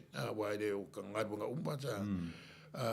O le alawa e o ke le ala o ainga ngia. So ngofa kasi mwhangau. Wai vai ngo fia nga fai farkele ma ngo foi ma fai nga kongi ya pili ma fia vole le our stress our ole stress ole ma ole ma fa ngo kele ya o kele nga sa menga e per ngi vai ka vole ya o mga bia kalo ma ile e fa singo mai o le mele e fisi ringi e kala. Po la lava me o sasa e sumu ka ngaka ngi. Ma kukuri fafo. A le mele o le o lai lo. O longo winga e le mele e kautse. O longo winga pe o whaka ua le mele. A whawhea langa maintain le. Wa wai pe o le sine me ngai ka ua ngā lainga papa ai kai kai wa pero. Wa ka ua ngā whasoro muri ngaka le o la whainga le. Si wa o le mea ngaka kong whai keke. Nanga kau ke o whapea, kau ke rei lofinga ngana mongi o le kua, sau le kua whapea. Peirar kala le a paula wingar sa kau. Wakarikari mesia sau karioka, ai mo fo sau mesia sau kau sa kau. E o kua paso ma fo ka. Wa le lo ngaka polar me fai. Ara mai paula al poko la mala tamai o le tua, o sa tauro tuiso. Ia te ila to e fatutu. Ar kala le ka ko sa saingo ngaka ia. Ma kukuri fafu, o longo winga, pe iwa sila kureri. O whaka aua kere le whainga o le mele. Ai leo sa on fai. Pe ngo vai whaka au mai au fai kausila fumang. A mai kukongu. Whaka au I ka ngaka e o si kauranga. Le ngai o inga o le system. O le kupe. Ia waso se mea la whaka au le ngaka o longa kuanga. Ia. Kele a mea ka siden ngai vai kaimi. Awai e pe o le mele o le inga e whamaru ko. Ia awangi si me siri ka ngaka ai siri ale kua. Ia. Kura vongo si fu. Umaronga. Ia o la si me soi. I whaka ua ro kua oi. Ea wapopu a Yesu. Alo fai le tua. Alo fai le kua oi pe o lava. E koe unga i aku mea. E oai lo fili ia wha mangalo e. Fiu si furu mari fiu. O awa onga umai e kusa e lai ua. Ua di liu e le kua mea masangi ma wapau ka ngaka nge i fo i mai. E whaka ua le mafukanga ma le tua ma le usanga. Ke loa o le menga o le kupu in man o le ele lei ai pe ia wa se the priority ia ka ilo e le mea ko e kaua kaua kupe mo sio wa e alfa ka konga e pe voi la merenga Samoa ia Helen kaua ia menga o sa wore mo fisil mun buri o la nga luenga la ia le ka le si ro fai o la le mission o yese mission but only to survive Yeah. Pe kere po mga va kuisu. Well, man, is only to maintain the status quo. Wale ai se mission. Yeah. E la mea i kanga. Ya, ka e kere e la lava o me va penga le ka wa so ngai. Me ke vai de mission, ke vai la e me pelo pop. E me i o mo kitchen feed the homeless.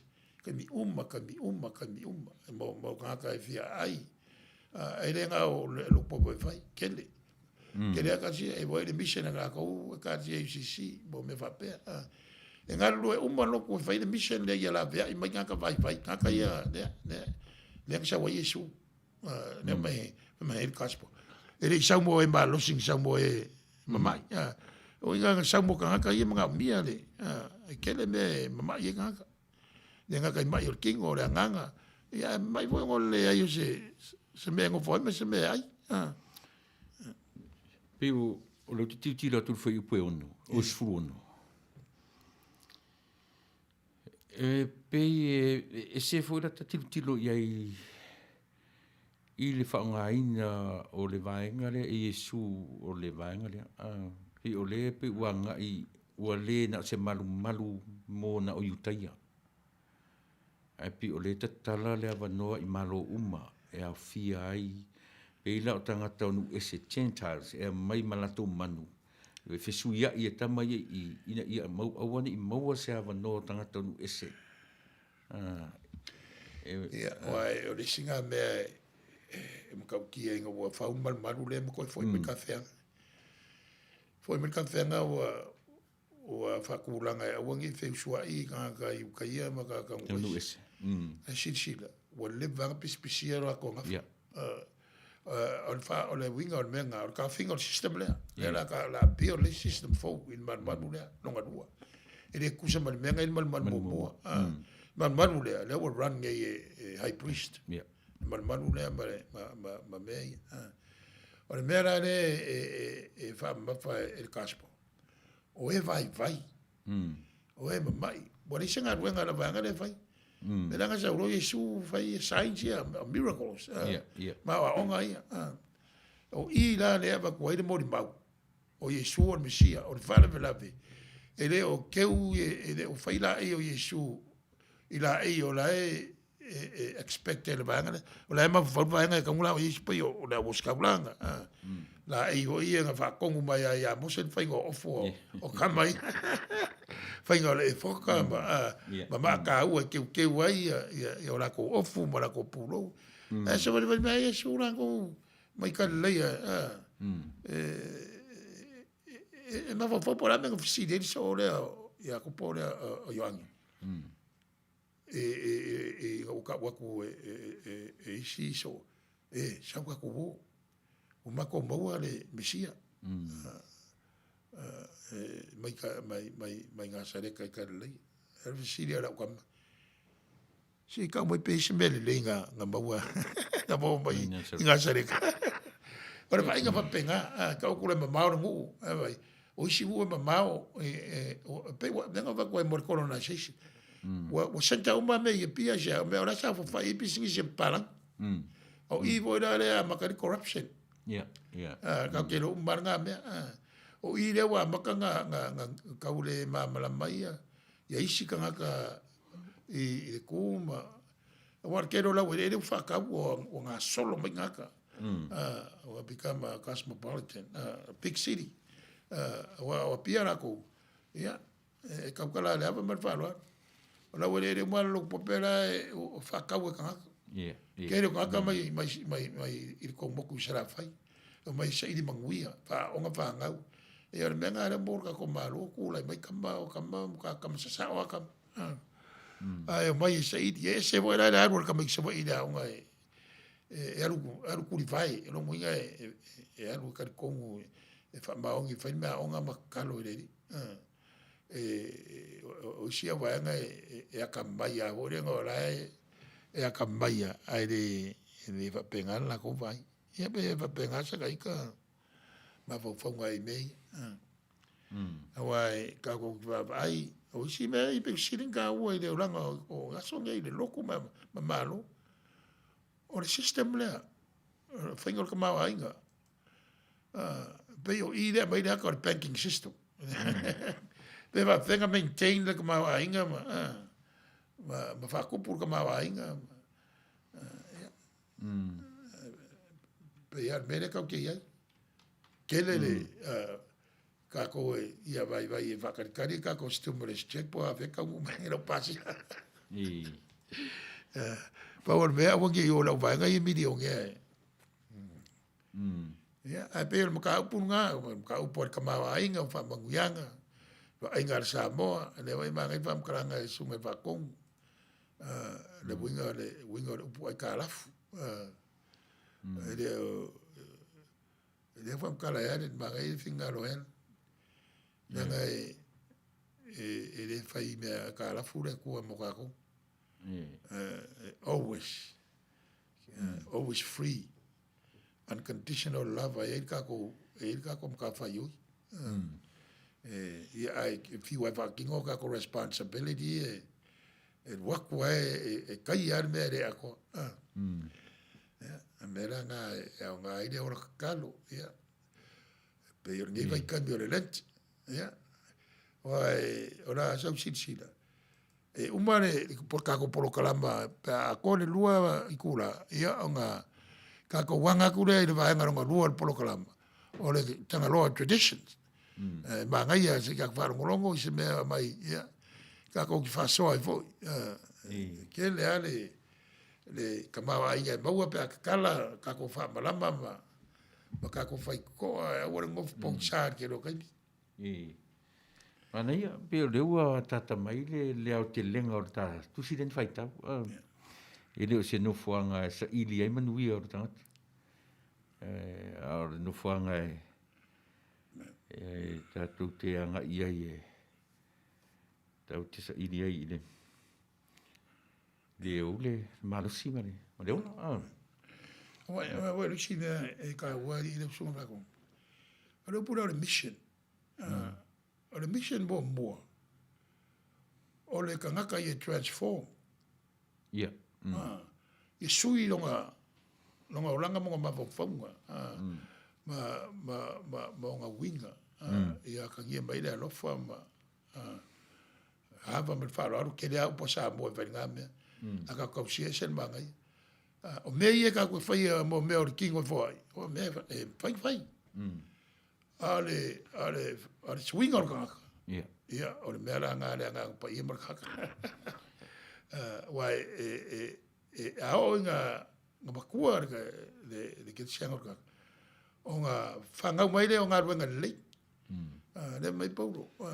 Ele o ngā ruenga e mōmbo. O le whakokua e mōmbo. Wai whangau o le whakokua ngā ruenga lei. Ia pe iwa penga. Ai le whangau o ngā ruenga lei whakokua. E mō mai. E sei mga ko isi. Eo pe tasi nā mea mana ia ua tēnā tangata pe te tau o na e sui. E se rara tu tatau whaita i te sui taita. Mana apa me o le atua sui taita. E langa a tau whai nei tu rai pa sui a uau. E lem whai. E o atu vai ato le ukoi fo i atu le pa menga ia.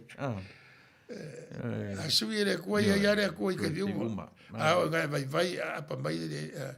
Si or kero kai mi ka ko ki karfa se ai le mu ka ko singi ele le onga ele o le ko o mamau o ka ko o fai singa sipa o sipa ese a ko foi mai ala e makala mai ao la ve i o le ia tato ia te pera le mele ta pule mar alu atu turi sasa ta fuli ai pe ina na turi la fasili i le va ai tu stala pe ai se a wa anga ku wa mai anga ku mai le reality o le olanga le kau ki o lai ai wa afu Ua levanga pala i eire au whai whaakoanga mare au. E whasia na uri. Ai e ko kele ia e nga muri aku. Longo winga e re wapenga nga skos fulua. Ko kele nga muri. Ai vai mai ra ori de oi a fai mere o kwa bisar mera. Ai pio iu ke lo ai. Ua amatana i tea tangata. O le atua mele. So na le pi matango fiere va nga rotala. Ma le va ai Ioane. Ua ana turi love tangata ia Ioane fesiri. So le ke o fo ngari fa isa masongi ala ka fuli fa le anga mea. Ya tupe mea ia. Ele asisi ele ita. Ai le i ai se sini fa ali se fia tango atu ia Yesu e fasi pea. Ole e pe ia mea nga ke mai ka ke ba fa woi. Ole i unga ole le ka kala mai la wori ia le fa mai ko le. O sa ka. Ole fa ali kwa Yesu ia ba venga ma onga. Ole e fisi ala wori ia ele ka kongo. Ole le ka kongo la wori ia. Ia na fa. O ma sa ka. Ole fisi la me wa ku ya le ko sa ka ro e o iva ko aka ko ma mlamba ka ki le loko le rofa le de ka ke fai malanga ku ngai de leni i vai kai mi ngai nga i de i ya so pa ia marke baliu mar ko ku de la ia de vai nga ne fa pe Yesu yo o malu e fausia ia so to ma to le mi si ngai ke me ale ka ma ma so ngo mo le ko ku nga kere wa o ngai ora so fa se va ma mai ri o fa sing fa ka o si kan kale anga tanta iso ko sulu le le va fa o iso le voi e ku se le al mere ma fa o so be ma fa o la o ska ulanga o la fa se yo ka va ai ko la so po e so a me mi se me ko ka pero al worga ka so la la pi me le via ko voi o pe ke lura ko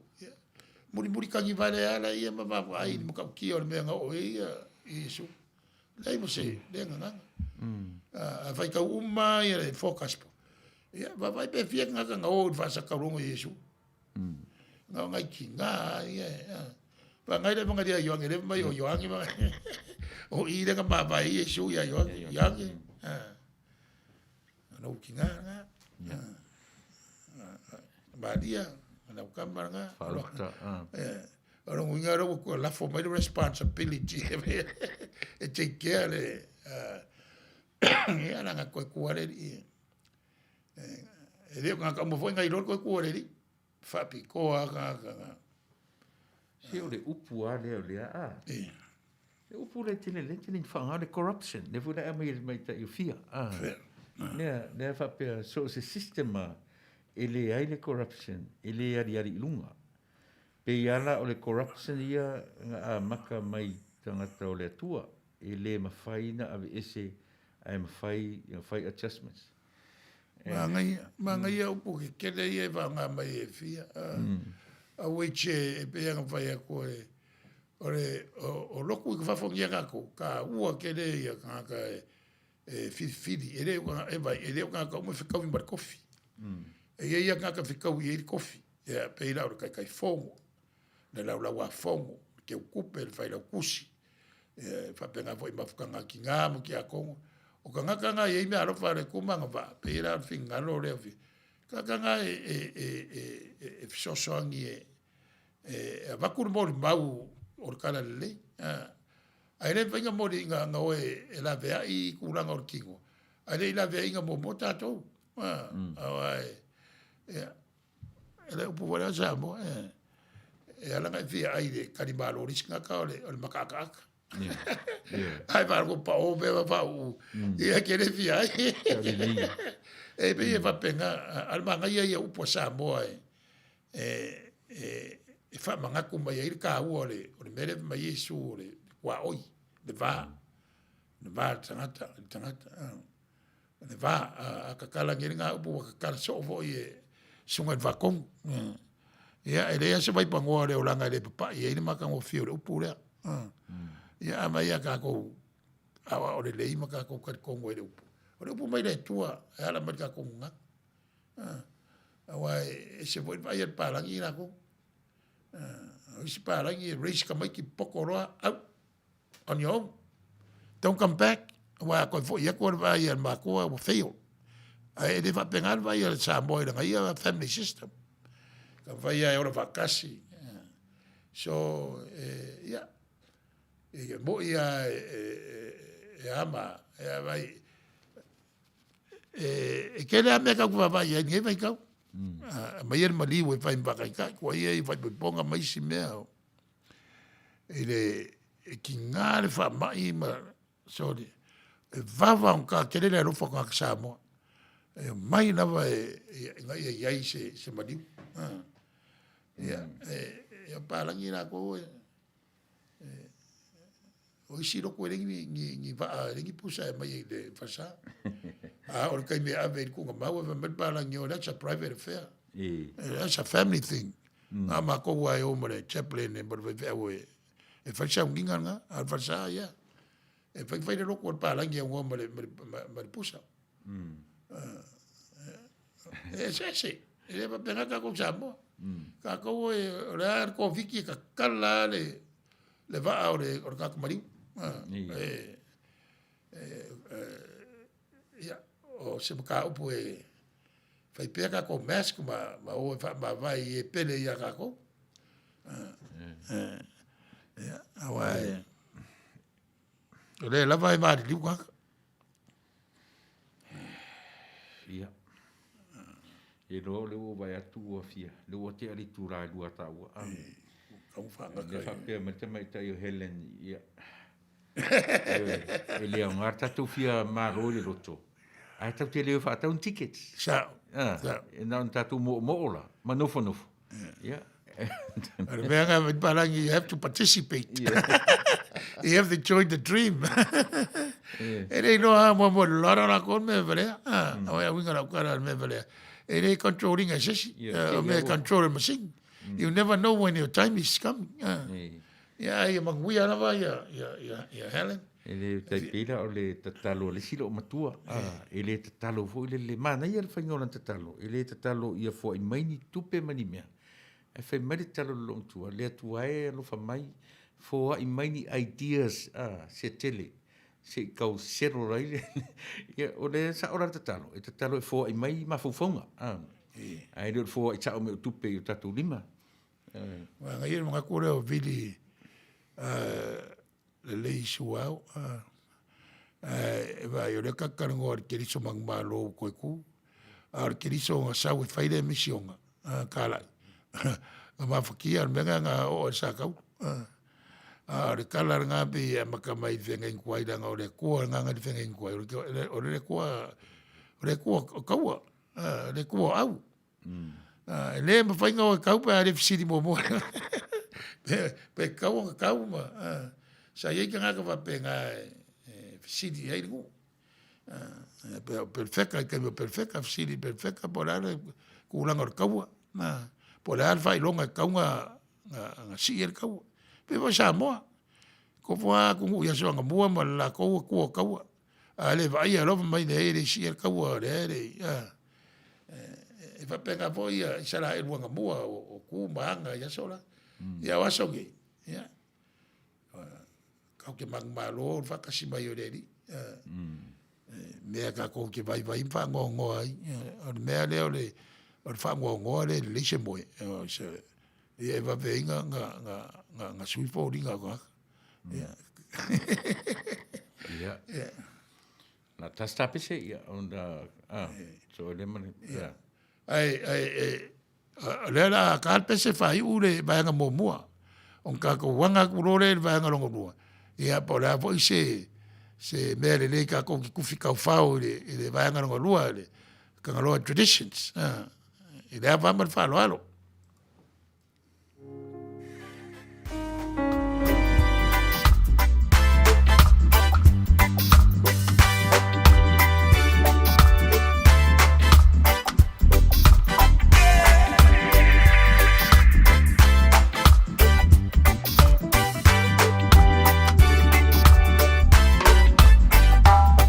O atu nuku uma o tu whasalaleu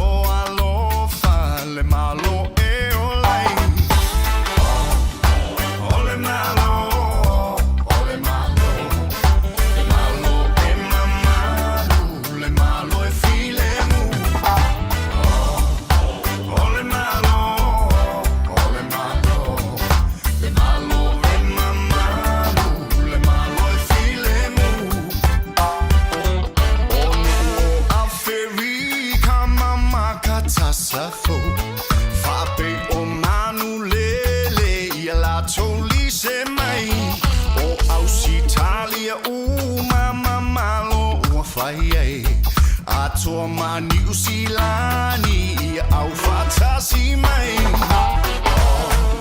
Ole malo, ole malo, le malo e mamalu, le malo e filemu. Ole malo, ole malo, le malo e mamalu, le malo e filemu. O umalava fai pule mamalo, ia lato o mai uma e foi a teoe, ia lato fai taulanga ma fai au fe au, o oile tupu sili le pule favavau. Ole malo, ole malo, le malo e mamalu, le malo e filemu. Ole malo, ole malo, le malo e mamalu, le malo e filemu. Ole malo, ole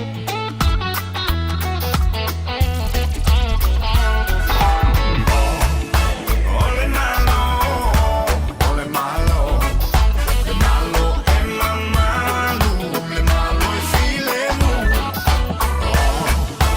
Ole malo, ole malo, le malo e mamalu, le malo e filemu.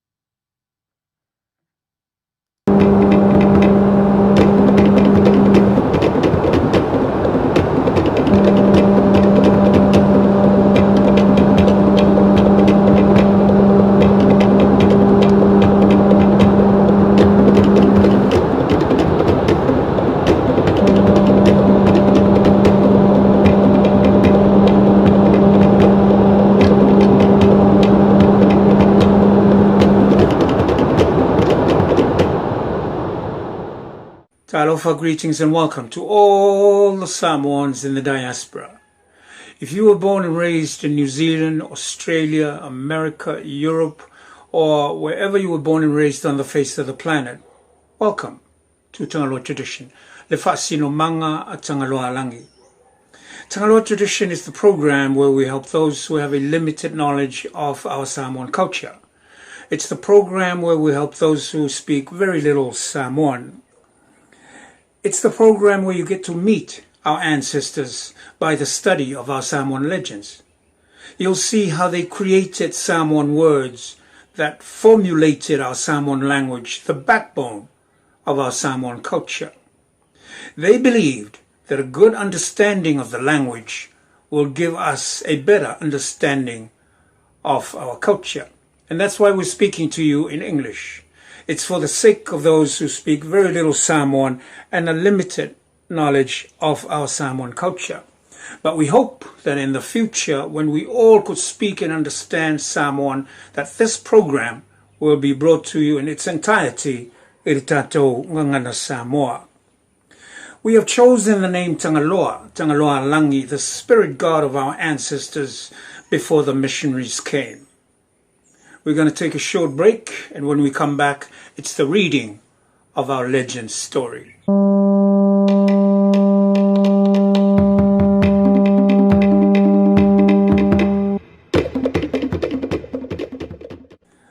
Welcome back.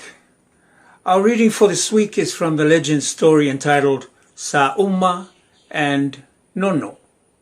Sa'uma ma Nono.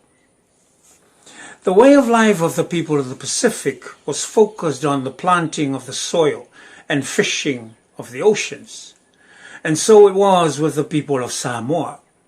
They would work on their plantations on dry land and would sail out to sea fishing for food. In those times, the Tuifiti family had 3 sons.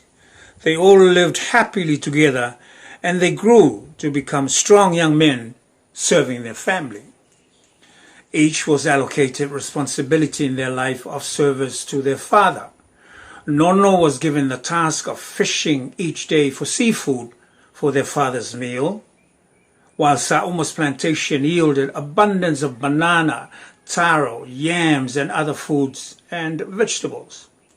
The youngest of the brothers was Lautala, and he was appointed to care for the residents and to attend the guests that may visit the Tuifiti. Each day, the young men attended to their individual tasks, mindful of their responsibilities and always mindful not to encroach or trespass on one another's territory. Upon completion of their tasks, each would rest, regardless whether the others had finished their work or not. One day before dawn, Sa'uma woke early and started making preparations to cater for his father's needs for the day. At the same time, Nono also set out to sea to go fishing. The younger brother, Lautala, also woke early to clean and prepare the residence. The brothers were all making preparations for the meeting of the Tuifiti and other chiefs of the village. Sa'uma was a fast worker. Before the sun appeared on the horizon, the food was covered and cooking in the umu. Lautala also worked hard cleaning house and preparing the ceremonial kava for the Tuifiti's important meeting. The brothers carried out their tasks with such efficiency that it became their way of life. Unless someone fell ill or an accident happened, would have prevented them from attending to their duties. But on that particular day, the sun began to climb across the sky, and the residents began to fill with the nobility of the village. The stable foods that had been cooked in the umu is starting to get cold, and still no sign of Nono. Nono still had not returned from sea. It was the usual custom that when a family or a chief host important guests, they would take great care and have much pride in the efficiency and the courtesy serving of the meals for the guests. On this particular day, however, Nono was late in returning with the fish for the meal. The reason for the delay was soon made known when the young man, Nono, was seen staggering home carrying a huge fish on his back. And because of Nono's late arrival with the fish, the meal for the guests was served much later than had been expected. This was much to the embarrassment of the Tuifiti. He became angry, and he got angrier, and he turned into a rage when he saw what Nono was doing. Nono was rejoicing and proudly displaying his catch to the crowd that had gathered, mesmerized with how huge a fish he had caught. Tuifiti couldn't hold his rage anymore. He reached for his spear and threw it at his son. But almost as if a warning had been whispered to him, Nono threw himself on the ground as the sharp weapon just missed his head, saving his life. Alas, a labor of love had been rewarded with threatening danger. Nono did not waste any time. He threw the fish to the ground and started running, followed closely by his brother Sauma. They kept running and running and running, heading towards the most distant part of the island, lest their father should pursue them. As the brothers fled, they decided maybe it's best they should leave the island of Fiji and sail out to sea to find another island where they could settle.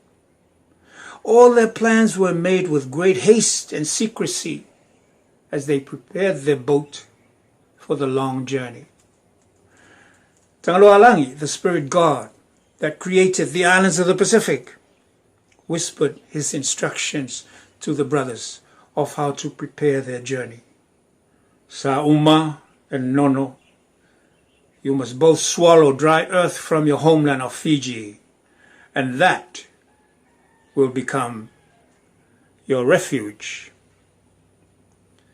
The brothers obeyed and did as spirit god Taulogologo had told them.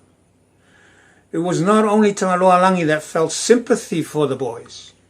The spirits of Tuifiti, under the leadership of Salivao, were also touched by the plight of the two young men, and they all assisted in the preparation of their journey. Food, water, other useful items soon filled their boat. By the time they had completed all the preparations, the world was covered with the darkness of the night. The brothers talked with the spirit Salivao into the later hours of the night, and they felt more comforted and more encouraged. They both sighed, and to each other they said, "We are leaving this land to escape the fury and the wrath of our father. Nevertheless, we trust the spirits of our family will help us find a good place to settle." As the moon made her ascend into the sky, the ocean was like oil as it bathed in the sea of the moonlight. It was the still hours of the night, and all was quiet.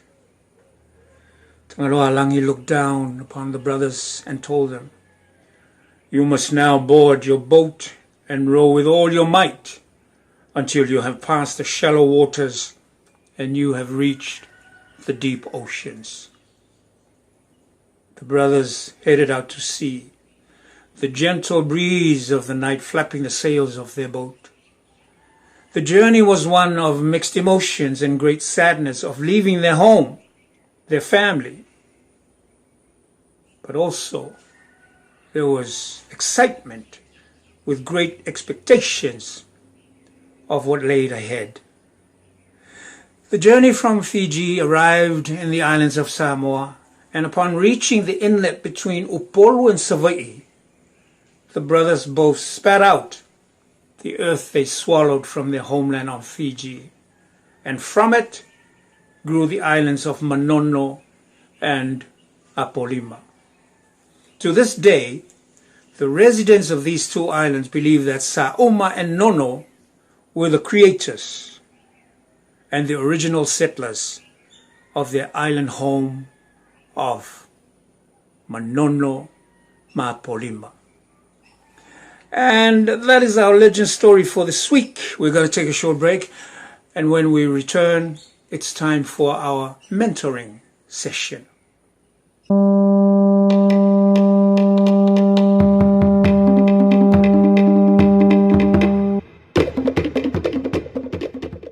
Welcome back. This is part 2 of our mentoring session on the legend story of Le Tautua Leleoa or Tua Imasei. Silent service is met with threatening danger. Anyway, just a quick recap on where we were last week. If you remember, the story goes that the Tuifiti had 3 sons. Sauma, who was responsible for everything that's on the land, for their upkeep and their food. Lautala was responsible for looking after the residents, the home, the fale, and Nono was responsible for fishing. So everything is taken care of as far as the tautua is concerned for the 3 young men, for the tautua, for their family and their father, the Tuifiti. And on the day of the meeting, the day before, in preparation for the meeting, everybody was working, because when the matais of the village turn up for the meeting, they would bring a little tai-tai, meaning a little food, maybe 3 taros, 2 luaus, maybe fish, or maybe a chicken, something like that. Everybody would bring something. But the bulk of the feast is dependent upon the Tuifiti and his family. And so everybody was prepared for their part of the preparation. According to the legend, it says that Sa'uma, before the sun was up, Sa'uma was out there starting the whapusa, the umu, scraping the taro and pusa le umu and everything. And then it was covered even before the sun came up. That's how prepared he was, because he knew it was a big occasion, not just for his family and not just for his dad, but it's for the whole village, because everybody was going to be there. And Lautala, the young one, he did his part. He played his role in preparing for the whono. And that is 2 days before the day of the whono. He started weeding outside the fales to make sure that it looks good, and he trimmed the plants that were out there and the flowers that were out there.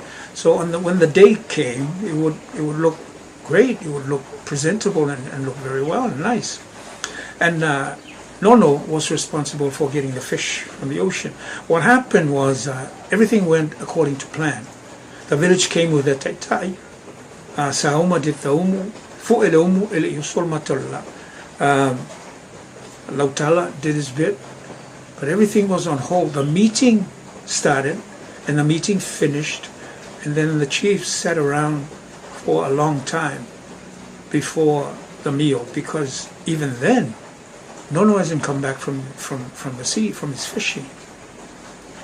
And as I explained last week, things like that, there is a little Samoa for lelepe tui like titi na itala to fiti morona ainga. Yeah, it's something to cheer people up, because the moment is kind of awkward. But we were talking about the Tuifiti running out of things to say to cover this embarrassing moment for him. And so when Nono came, the legend says that he was carrying a huge fish on his back. And he came, and by that time the Tuifiti was really angry. And I suppose at that time he ran out of things to say as well. And so he looked around and he looked out, and Nono was there holding the fish and showing everybody the fish, how big it is, and how big it was, and everybody was sort of complimenting and patting him on the back, and you're a great fisherman and so forth. And that was the straw that broke the camel's back, in the sense that was it for Tuifiti. He couldn't hold back his anger anymore. So what he did is he grabbed the spear and chucked it at his son. And he dropped the fish, he dived and missed him. And when he got up, he ran for his life. And immediately after, Sa'uma followed him. And so they ran to the furthest part of the island, lest their father, the Tuifiti, would come looking for them. And that was where we were last week.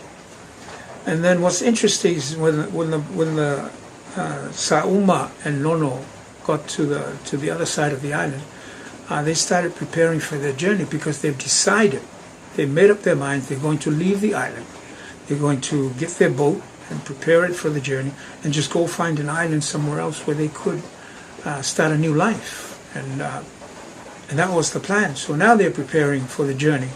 And the spirit god of the Pacific, Samoan and the Pacific, that created all of the Pacific, Taulogologo, he came and he said to the young man, he said, before you go, you both swallow a piece of earth from the land of your home, Fiji, and that will become your refuge.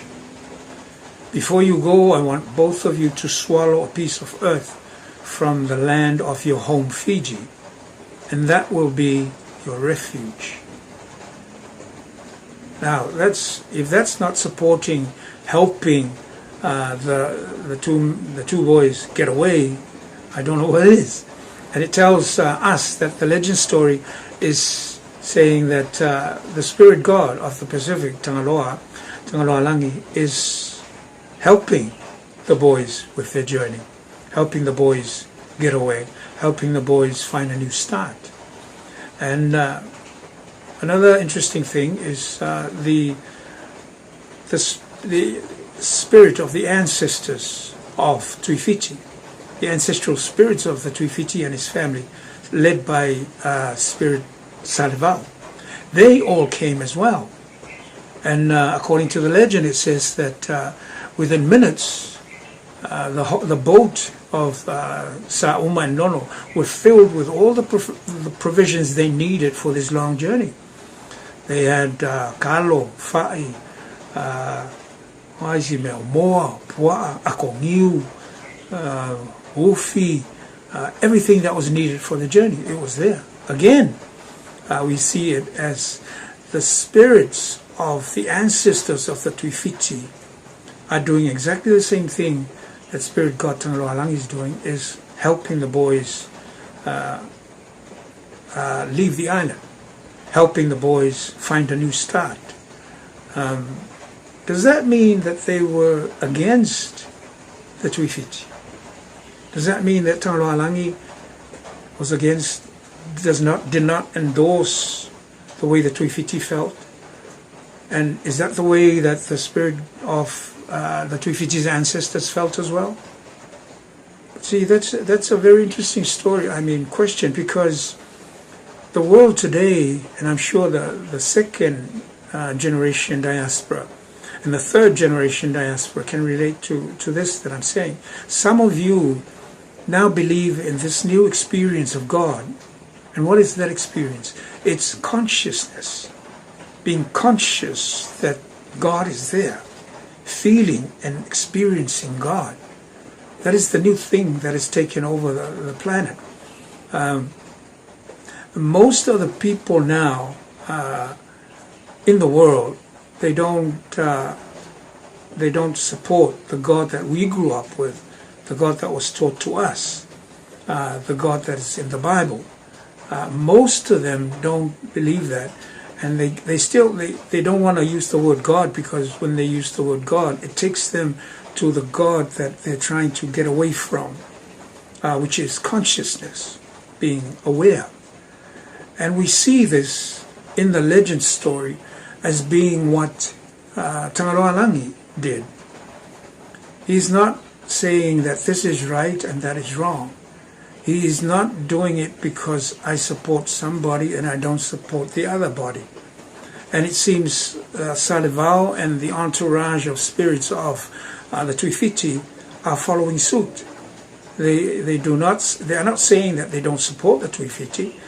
They're not saying that but what it was, this is one thing where the old God that is in the Bible and that we were taught, we were brought up on, is the same as consciousness that the new generations today and our second and third, some of our second and third diaspora believe in and are following. And that is, whatever you ask for, whatever you pray for, whatever you meditate on, if you pray with faith, it will come to pass. If you meditate with faith, it will happen. If you pray with trust in who you believe to be the source, it will come to pass. And that's how we were, the way we were brought up. That's how we looked at it. The same thing with the generations worldwide today. That's how they see God. The only difference is the idea of God being a superhuman being on the heavens, as opposed to how they feel of consciousness as being around us. They look at it as a vibration. They look at it as an energy. They look at it as a frequency, which is it's a constant presence.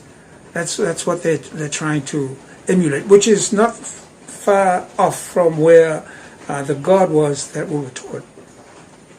So that's where our ancestors were.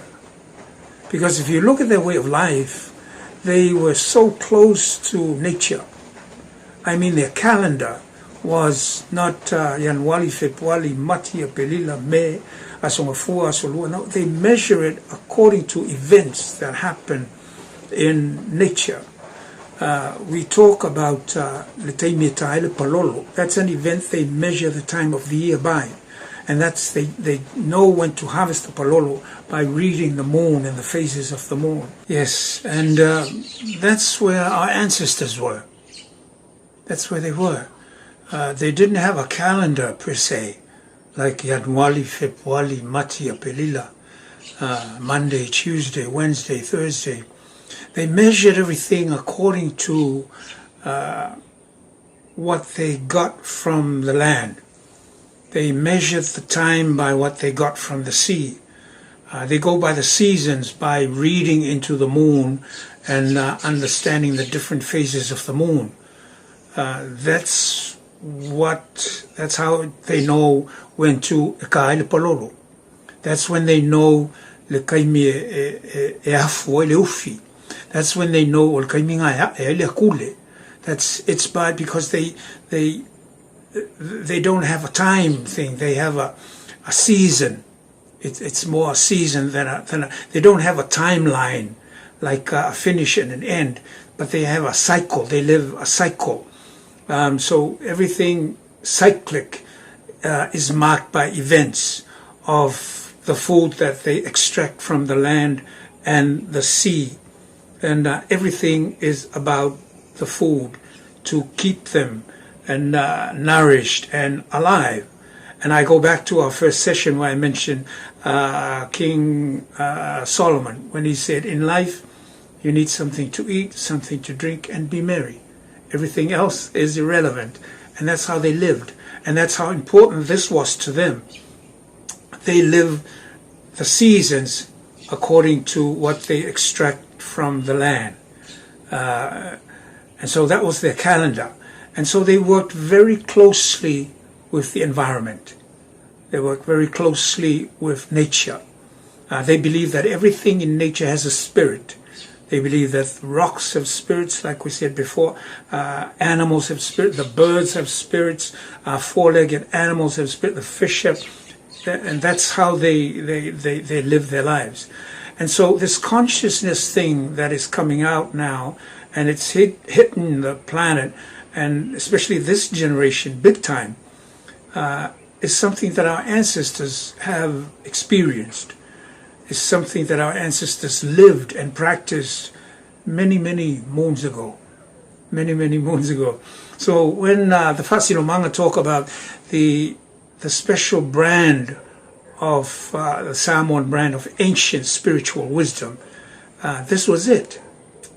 Being able to have a timeline, a cyclic timeline that goes around and around and around, and that's their calendar, and they measure their time to. And so that's how they live their life. And so in the consciousness belief and in the consciousness experience of God, there is no right and there is no wrong. They say that everything is perfect because everything is the creation of the Almighty God, and everything created is perfect. We only find fault in it when we give it a context, when we put it into something and then we see it if it's okay or it's not. And that's where consciousness is, and that's where our ancestors were. And so, coming back to the legend story, when Tangaloa Langi came over and helped the boys leave the island, it was through this experience of God, this consciousness experience of God. There is no right, there is no wrong, but it hears you when you yearn in earnestness for something that you need. And in faith, it will come to pass. And that's why that's Fasinomanga sees God turning up to help the boys, is because it's the answer to their prayer through consciousness. And so he said, swallow a piece of earth from the land of your home, Fiji, and that will be your refuge. And then, of course, the ancient ancestral spirits of the Tuifiti were there as well, Salivao. And so this is another tautua that we can look at. Not just the tautua of the sons of the Tuifiti, but the tautua of the ancestors of the Tuifiti. You would think that the ancestors would be on where the Tuifiti would be, and not here helping the boys leave the island. I mean, who is going to serve the Tuifiti now? It's just Lautala is left. We would think that the Tuifiti would convince the boys to come back and make amends and so forth. But no, they helped for the boys to leave. So it seems like ole tautua fo ia au tautua a. E follow like me, because our ancestors, the spirits of our ancestors are like demigods. But the Godhead is Tangaroa Langi. So they've got this spiritual thing happening here. It's because they heard the prayer of the boys and their yearning and their earnestness in their trust in them, that they came over and did what they did. They helped them with their journey. That's another look at the tautua. Not just the tautua, the human element and the physical side here on earth where we live, but also the tautua of the spirit of our ancestors. E pe muli le mea muli ai le nganga o Tangaloa Langi, ona muli atoile o nganga o tatou tua vapena, ona o le lae o le mele o le consciousness, le vibration and experiencing of God. O le si mea Manuia, o le mele o le, when they get to, on their journey, when they arrived at between Upolu and Savoi, from Fiji, they journeyed and they ended up between Upolu and Savoi. And that's where Sauma spat out the piece of earth that he swallowed. And that gave rise to the island of Apolima. And Nono, he spat out the piece of earth that he swallowed, and that became the island of Nono. So the question, as I mentioned in the presentation, is because some people are asking, so did Sauma and Nono create the islands of Manono and Apolima? I think we should look at the role of humanity as co-creators to God. I think I mentioned it somewhere that you know, when we get the taro and we go velo oso il palpala, and then we put the kiapula in, and the taro grows. Yes, we planted the taro, but we didn't create it. The taro was already created, but through the creation of the Almighty, we continue to co-create by planting the tiapula. So it was that role that the Whasinomanga see in the creation of Manono and Apolima.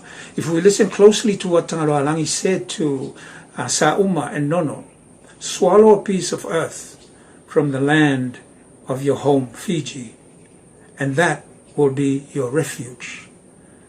O le wingo le tala, ia o le palapala po le ele leo le alua foloina mai le lau ele o fiti, le lono. O le mea lava lua te luaina ai mena, o mea na e vea maulua malua papa, o ele na e tau o lua nofoanga mauna. So in a sense we can see that yes, they did create it, but it was through the instructions given to them by the Almighty Tangaloa Langi, the Spirit God of the Pacifica. And we continue our role as humans, being co-creators. Yes, we plant the tiapula, but the taro was already created. Yes, we spew out Manono and Apolima, but the earth was already created. That is, and that's where this consciousness, awareness of God, and experience of God is very, it's everywhere now.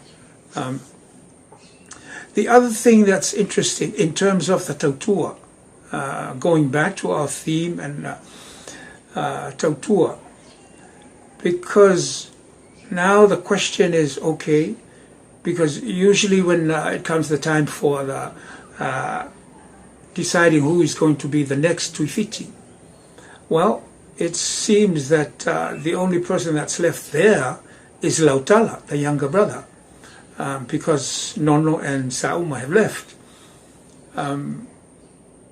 But usually it's the eldest that is given it's almost like a birthright, that the eldest inherits and be the next one in line for the title. But in this case, then we ask the question, is this going to be good for the Tuifiti family? To have such a young person take over the reins when the Tuifiti passes? Then we go back to the tautua, and we look at how the tautua was executed and implemented. Lautala was in the house. He's, as we mentioned before last week, he heard everything that went on, and he felt for his father. He heard the murmurs and the whispers and the talamadi voi ai kukui.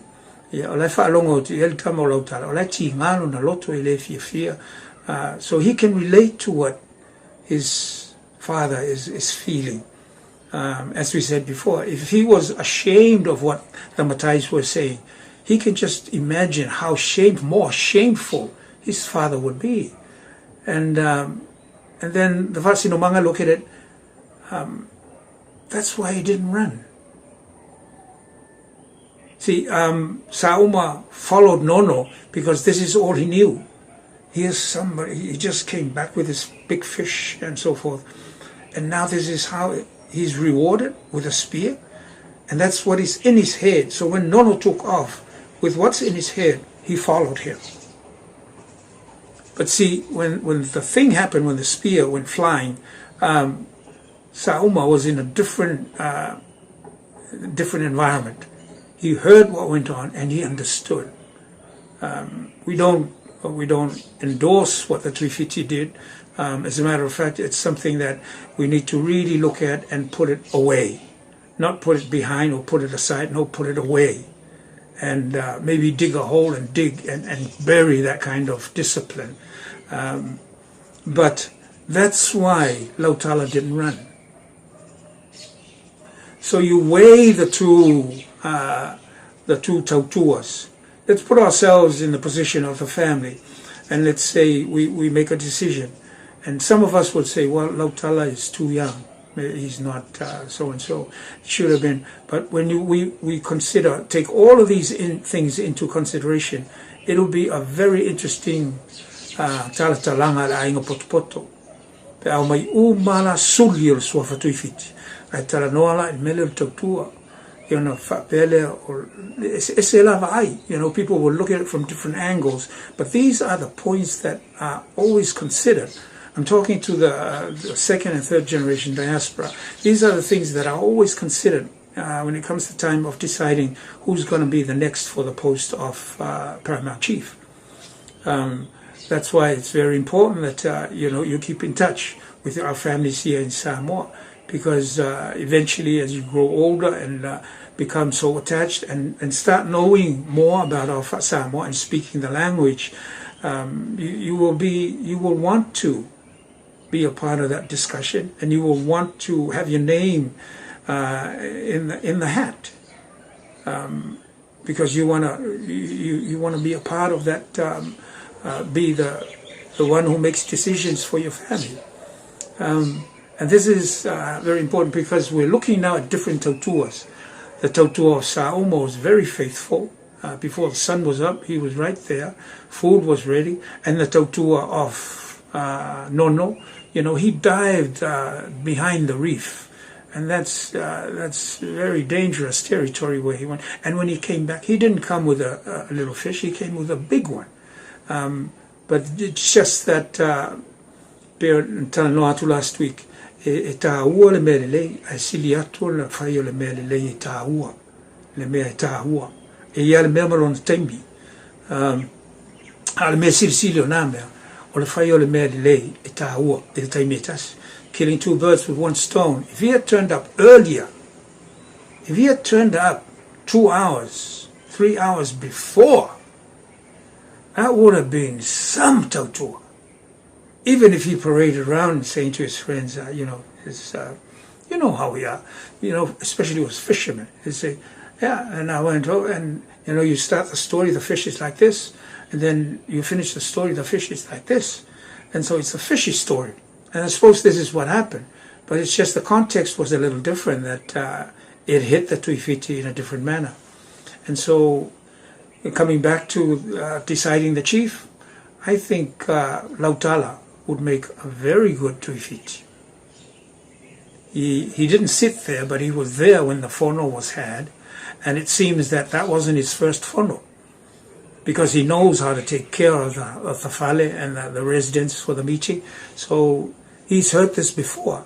And he heard the good things that were said about his father in meetings before this. And he heard all the jovial, jokes and things that were said, but it was all in good fun. That was because everything was in place. He heard all that. And also he's heard when things didn't pan out the way it was supposed to be. And then it got so to the point where it got violent, and now his brothers have gone. It's from one extreme to the other. He's been exposed to it, Lautala. And so he's had that experience. And because he's the only one left, and I think the decision that he makes would make a very good point when it comes the time to decide on who is going to be the next Tuifiti in the Tuifiti family. And that is our closing mentoring session for our legend story, Sauma and Nono. Once again, we ask you that we have our website, www.tangaloatradition.com, where we have the legend story, and also we have the presentation. And we do this on Sundays. So this coming Sunday, there will be a presentation. This will be the presentation here. You will hear this on Wednesday when we do it with you in America. But this will be on our website on Sunday. So if you'd like to be the early bird and catch it on Sunday, you can on our website, www.tangaloatradition.com. And that's it from us to you, and from all of us here in Samoa to all of you Samoans in the diaspora, especially those second, third generation Samoans in the diaspora. Yeah. Alofa teleatu tofa soifua.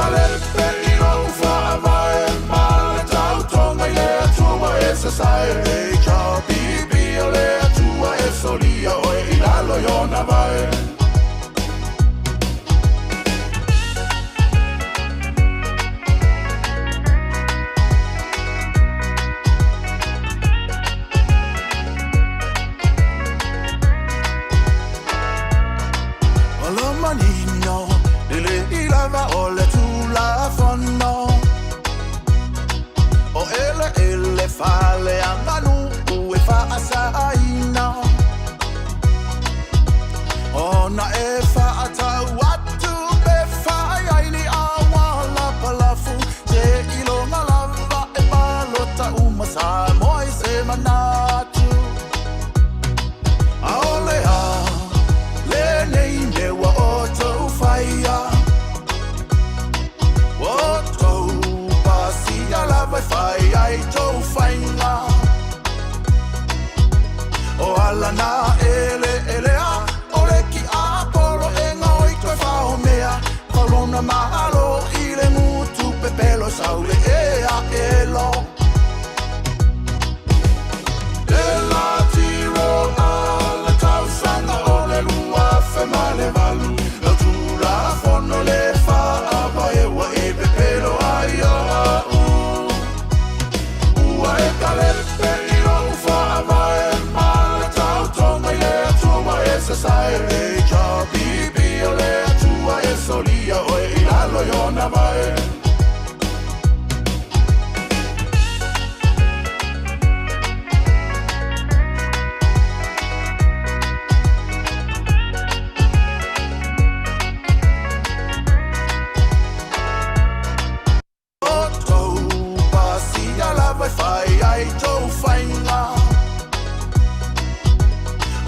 na ele a ole ki a polo e ngoi koe whao mea Corona mahalo i le mutu pe pelo saule e a elo E la tiro a la tausanga o le lua fe male valu Lo tura fono le wha a vai e wa e pe pelo ai a Ua e kalepe i lo ufa a vai se sai e già bibi o le tua e solia o e ilalo i ona vai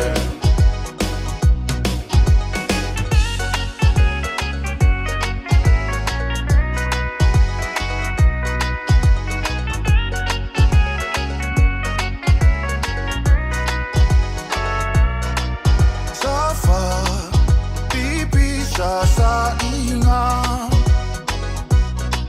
Va'ama taua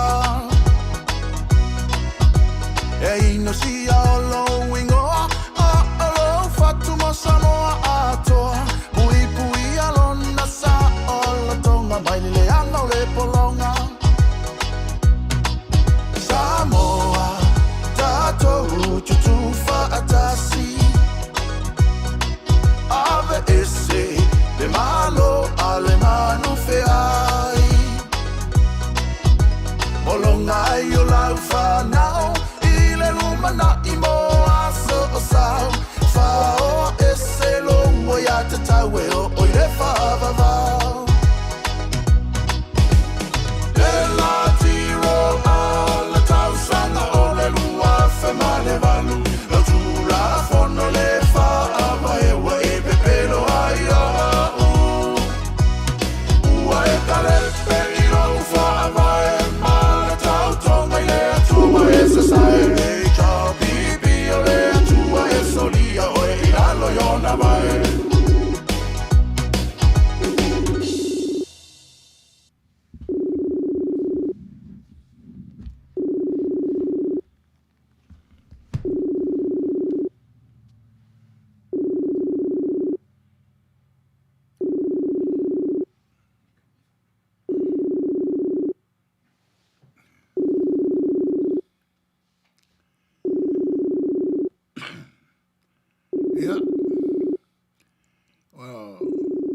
Whaftai, sunga e whai whiau i o whala fitele, whai whatu e nari tu sai o tatu mtaupu nei tawa fiafi, e la tu atu le au whaafonga o lo fisau tai mai i tatu program, i ni o la tau whai whina ngalo, po la sa la tau whalongo o la sa mea o la tau ta ofi, po la sa mea fia mala mai, e tu sai o le mtaupu, awa o tala tuu aia, e fatu ona e iai fa moi moi o onga au mai ai lona taua ia e maise o lona onga mo tatou taimi ia so nei fōringa mai se tasi o upu o fata waina o le o le tautua, ia tasile upo e tau o tele le tātou taritonunga wha Samoa, tūlanga o whanau, le tawhira uru matua, ia Malewi. Ia, ma mafuanga e leo na maua, ia motu ia pe o na tāua, o fiti ma Samoa, vava lata tele, ia niso ala tau tala, o le singo le tāua, ia sale vau, tele o mamalama le salvao le por salvao le tu samale salvao le ta uai i ta au ia tolu mai na mua Samoa ia be o se na tu le tu se fai tau ni finangalo fa dia mai lunga tanto penga te fai langi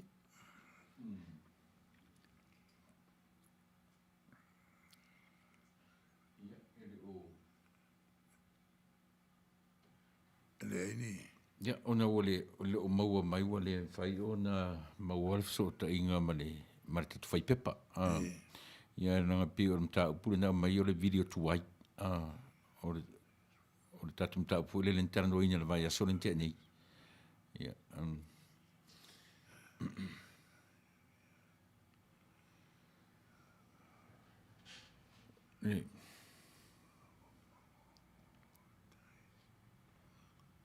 sa lua sai vai ko mai de ko mengi a fia ngai Me. replying to fear Oi, ni ai o la tala no. oi e mana ia ba ora so finalo ora so lo ile ngore o salvao ta wai Ya, ita salvao te lo, salvao ngungu, salvao salvao le ka ue ka au Samoa Ioi. Si e fa manino ia langa bio o lau sunga o tu spa ia. Langa o dem fen. O le original word is sa o pule le diaspora, po le diaspora. Wa le pe se upuno no. Ia le bungo le fa Samoa ka ko spa ia le fa ai o lo no winga o tangata i te no ta fianga wo le foi mai o mai fa wa ai fa e ngo foi Ni o tangata ta api. Io e o sala la solo ai le o e pela ka ko Samoa le ka ko e se fa fo ka ko ngo foi se ko pela ka ko le wingi le winga nga ku sa o ka la disperse outside of their homeland. Why? Let me.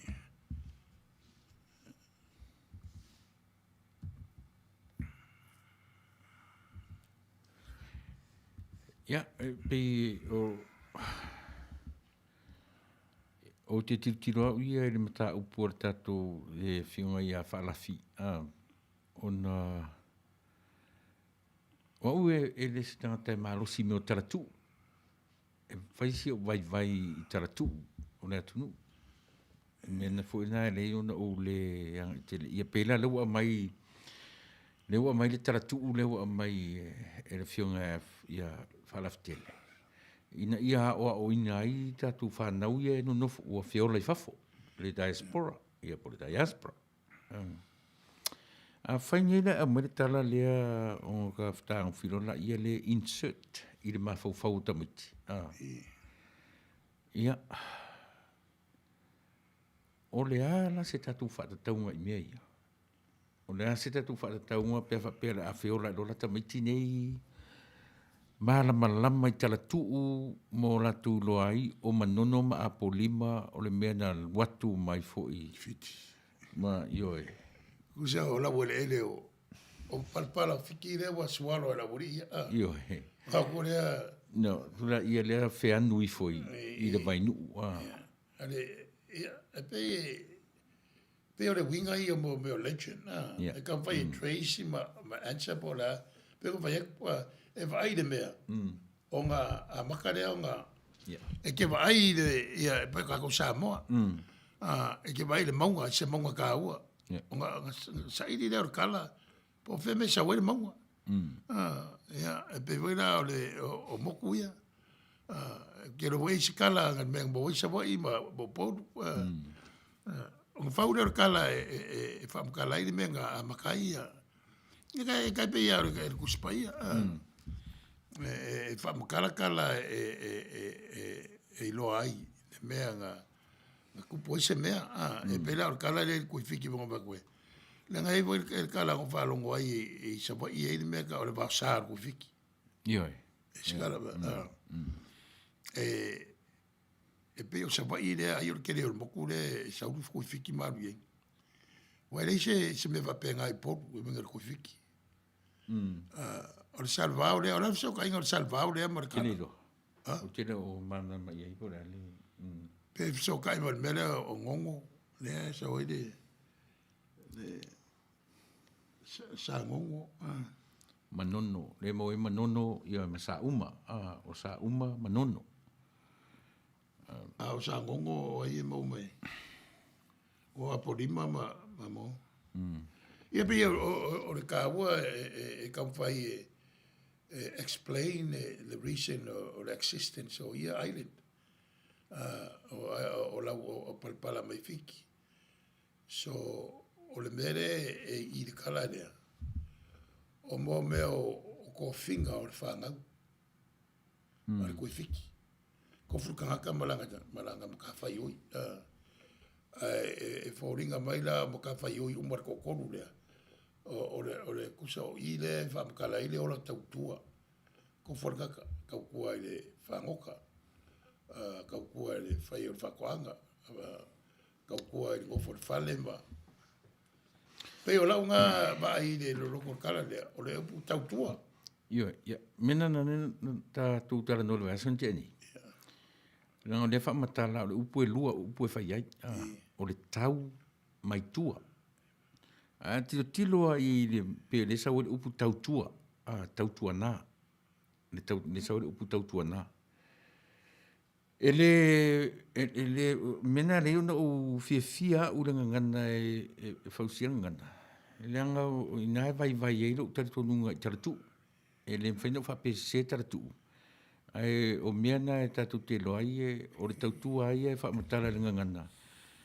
Ia wa aila i tamaia. O nono. O lona tofinga e tau marsami. Sami, kau kua se whangoka. Le upu le tuturi matanga, le upu tautua. O le sitama, le o sa uma, o lona tofinga, e tau male ele. Io e peo, i e fea ngai, mare sami, fea ngai mare. O le winga lana, le upu tautua, it's not so much o le tau war, fight.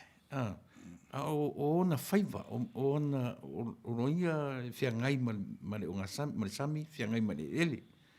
Peo le winga na e nai lo le me fōre le fa, peo le tau o le warfare, po le fight, e le nā lo tari tonunga iai, a meo le ngafa fea ngai mara tangata, o le mea fea ngai mara tangata.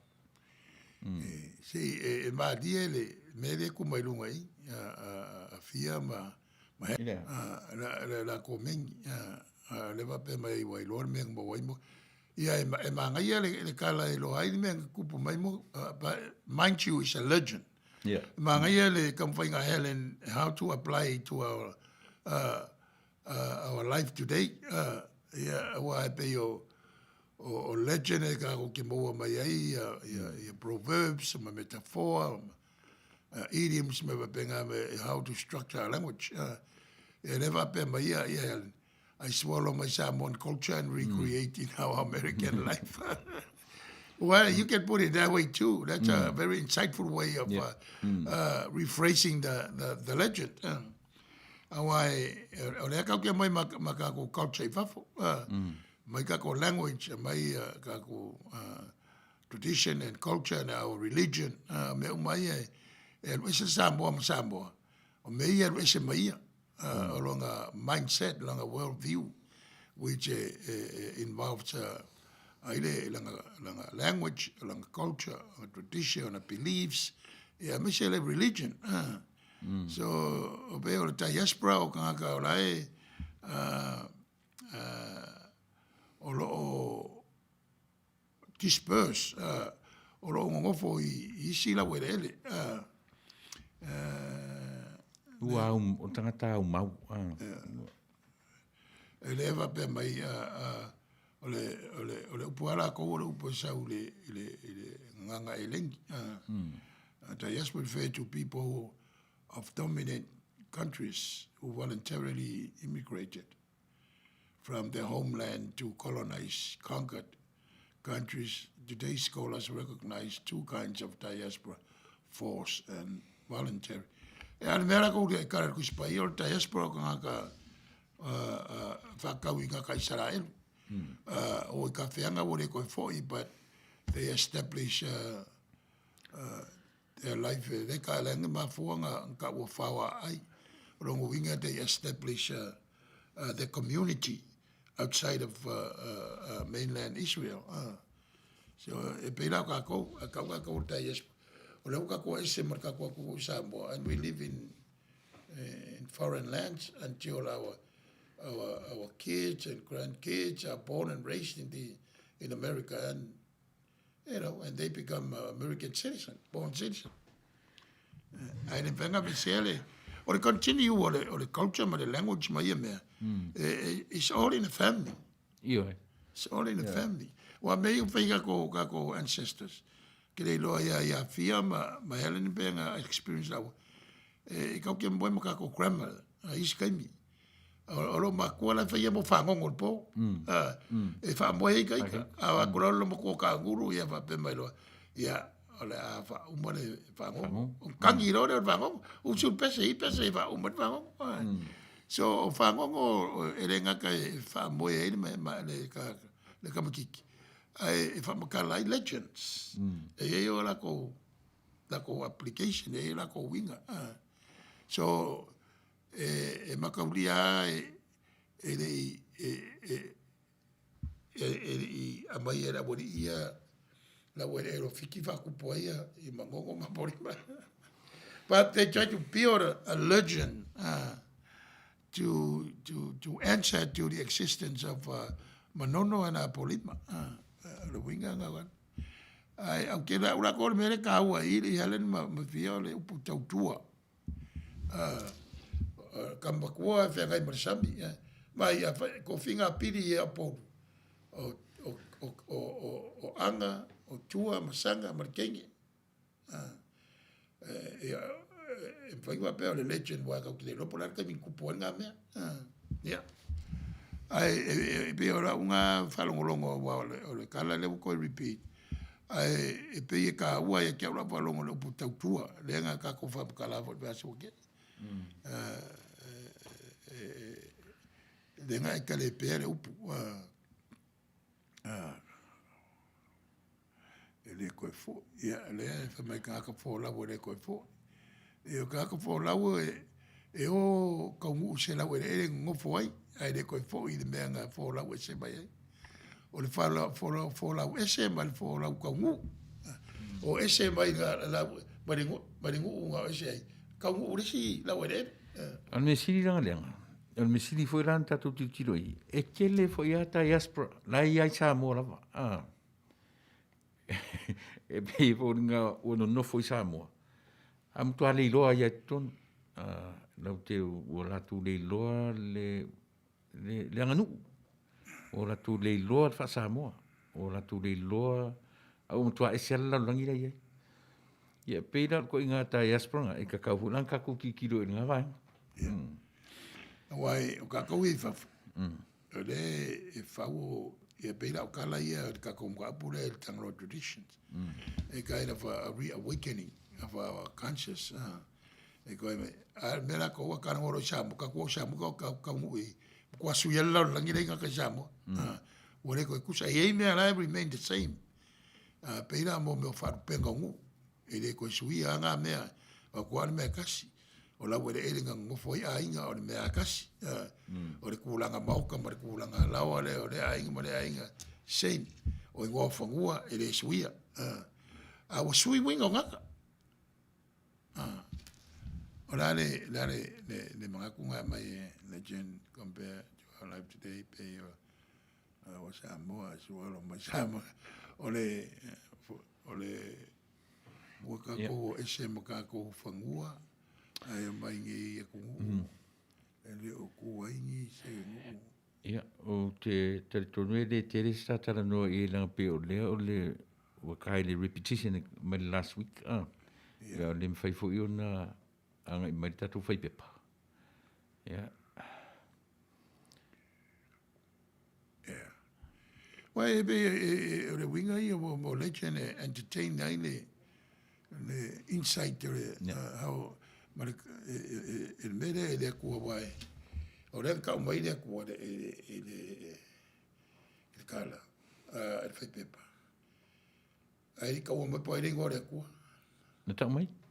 kangalo Kangalo alangi. kangalo alangi ok ia pe vera ku spai awa makakala ke sere kasi se ngore ku Elohim, ia o le ngoa le whai le winga le uka kua ia ve po Jehova, Adonai, ia alongo winga o kangaloa alangi, alongo winga o le whale kangaloa, awa o legend vo ia e lengi e wapenga, o le Parthenon, Tele atua. kere kua, meranga e kamfai e ka kuspai mar kala ma fkanga le kua ma pere amos e ma ya mose ma mai kula fongo menga o kula fongo se furu po se furu o le vanga mo ala va i faka wa le kua ia siri le kua se siame o ina le kua le nga pe se nga pala winga pere amo faso solo mai lava ma be se mai ave e kupiko ave se mai e kupiko ave ko afa i sa un giro fale le ngu for lai o nga foi kala ka ko ke foi la ga lai ka kala ngo foi o kwa o kaua masar ko ko le sai dingo o la ole ia la e pe foi fai kanga wale mai a wo ki fasio kanga ka ro kwa oi a meia e kau e fa ola la wale ele ele se a o ki nga ka kau ele fasio kanga na ora kau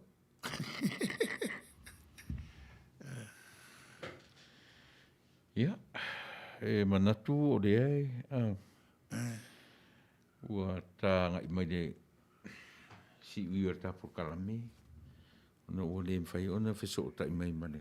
Sunga i tātou whai pepa.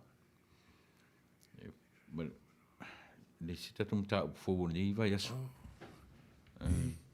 Ma ga ia le mga ko hele no ai sai mongo ro ia o hele ne sa mo mongo. Ba go ma ro hele. So ia la Samoa moni kusaka ko.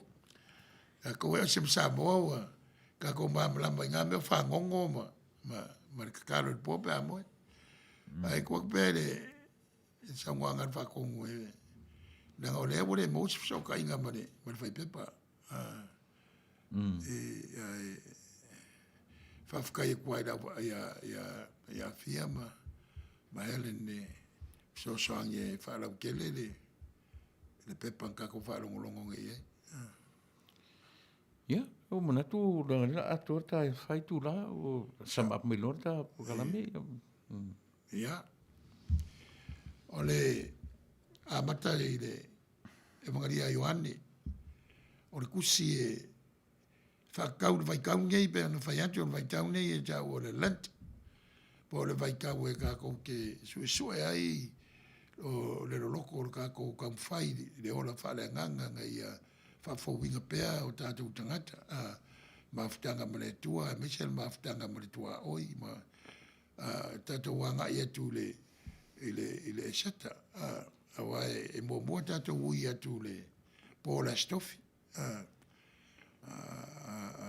o le kasi ngā pō ka ua as whaleile as ko ngai ia kako kangu ulo le esata so koe rusi furuaso i e koe ia le ngā o kusi isa kako whaikau e koe whangu ai tūlanga o le tātou whaitau ma le sue ia whiong pa ia le tua ua whātūlanga ina mo le nei waitau ma le asa o lumana nei e tolu ia sa o le lenta ia o le whamoimoe lava ia tātou malanga ma le tua soani i mea o lo tātou tamu whai ai o a fo ini mea tātou tamu whai sui o tātou wolanga ia e pe on sound or whaton e tātou te whiu ai ala fo i tātou whamoimoe le mana o le nganga e le li ua ia o tātou wolanga ia o ese mea o vai vai ai e whai mea tātou te Manuia ai ia o le tamu whaingana vai vātasi o tātou tangata o la fo i whamoimoe ma le whatutua i le mana alofa o le tua ia o le tūlanga lana o tātou taluanga mo mua ia ma le taluanga longa lua le tangaloa traditions ia o le tamu whai ai tātou māmalama i le lawa le ele ma le tungu tātou o mai ai ia ma le winga wana ala ngā upu ma le au ngā mo tātou i nei anu po i nei aso a mea tātou o lo no foi ia Amerika le wa vele upo le Diaspora po e wa aunu ua ia le ngau tātou no mai a tātou i Sautonga tātou whiwhiri o mai sa ili Manuia i nai tunu nei whai mo tātou wa tunu ia o nai toi upu ia e watu aile ngā whaftai ia te o tau o lo whai e pēle nei ngā luenga o le lango ina o le nei whamoimoe i le vai asa ma le vai asa ala tua le saunoanga a le whatonu ia fo i mai loa ia o whai alo tātou taro whai ia mone atu le ngā whaftai sa mo atu sa fo i o le mawhata mai ni tu la fiafi ma le tātou porklami masani ia e mone atu le ngā whaftai lau sunga i le whawhengainga ia e tu sa o le tapena ina o le tātou porklami e ngā tau lea ia a o le tātou whai pepa fo i ua le lava mai ni aso ia mone tu e ngā whaftai ia e teritonu la tu e whaawau tātou porklami lava nei le aso lulu le vai aso asau ia pe apule lo fale tu e moni tu e lo tu so fu ma ola ai moni ni lava taimi fa e lo u leo tu lo fa ma fonga ta moni tu nga fa ngai ia Sepulona Tanuvasa o tai tai o tatu por kala meleso ia e moni tu e nga fa tai tele Samoa ia e tu sa o lo tu lava pale ia a o ma fa fonga mai ia a o fai fo i wale tau tamali i sa fa fonga nga tu sa o tau tu o ne ia fiafi ia e matua whaitama oe e langolango atu i lou ture mai oe e matua atu i aiso matu le atu atoa ia pei o ina e anga i aiso matu langona e mora teminei ia Manuia tele ia sa mora whafonga anga ni turafia fi soifua mai Manuia na tātou whai u le talo fo ia tu le ngā whaftai le tua o na ua mai a le whamoimoe mātou tatonu sa musmusuina e le mana ro nganga o mātou manatu ma whauwhau ina ia mawhai o na whai la mātou whasoa ia e maua sevi inga o la ua whio talo ia e whamanuia ia te ila tau o langolangoina le whamoimoe ma Samoa atoa ia e maise o le lau langi o lo ufitia e le whamai so sani ma mai pelo file mu te ina ma leo leo inai o mātou tangata Whea lava o ta ape ma nofo ai tangata Samoa. Ia, leo leo ina ma ta ina e lo wanga le lei. O le lei tu o le lalangi o mato iai le po ma maru mai. Ia, ma use malo longa. E ala i le whatasi mai.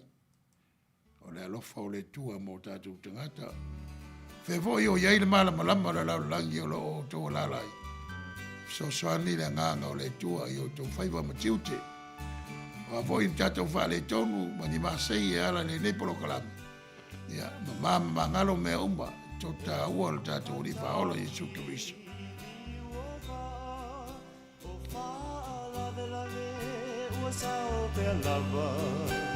O le aso malo na ngangana, pe o le lou malo na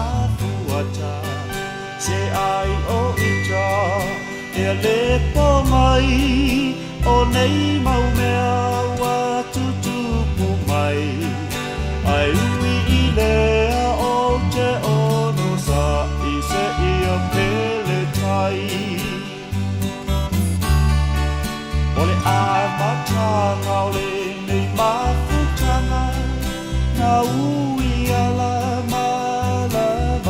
lala e masani le kerisiano iana tu e whaalea nganga na saule tali se iai se aso ai tātou no fo matau vai tatalo e pulele atua i le taimi olona vina ngalo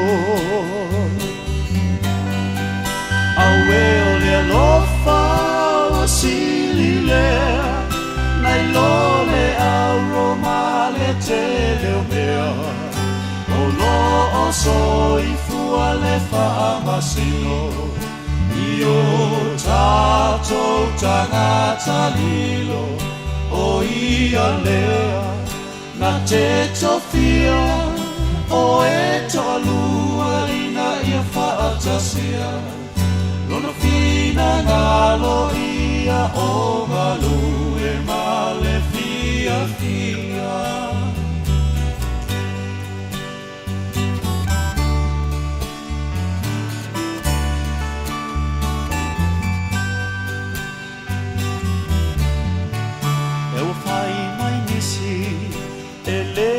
Tau e la I titi lona mawhawhau ai mana tua e Samuelu ia Iese malana whanau au e matutua sa malua li'i a e na whaauina lava le wiki o alau le tua so e le malama ai lava se isi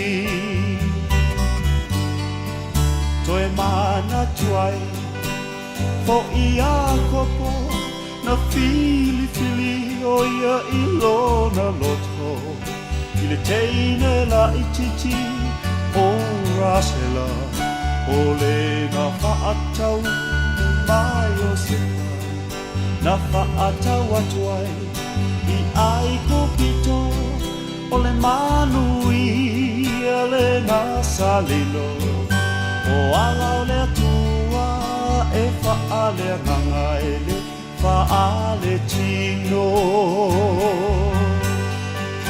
aue o le lofa o sililea nai lole au roma le tele o mea o lo o soi fua le whaamasino I o tātou tangata lilo o ia lea na te tofia o e tolua ina ia whaatosia lona fina ngalo ia o malu e male fia fia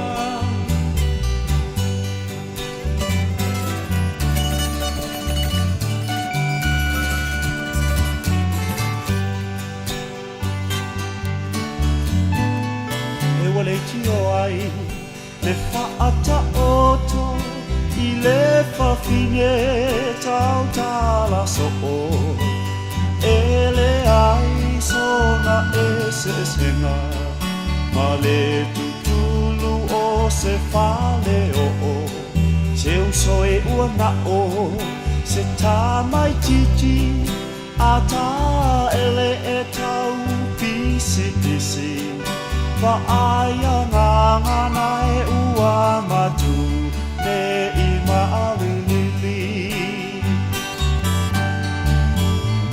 I tainga afu I le ino sia pe sela au e tu mai ai o ia o se suinga foi la uva ai toto no le e kalesia ai ui ilea o te whaamalosi awa o fuana o le alofa moni tau ulima o e mao mai le langi le tofi awe o le alofa o sili lea nai lo le auro ma le te leo leo o lo o tātou tangata lio o ia leo na te tofia o e tolua ina ia whaatasia nono fina ngalo ia o ngalo e male fia fia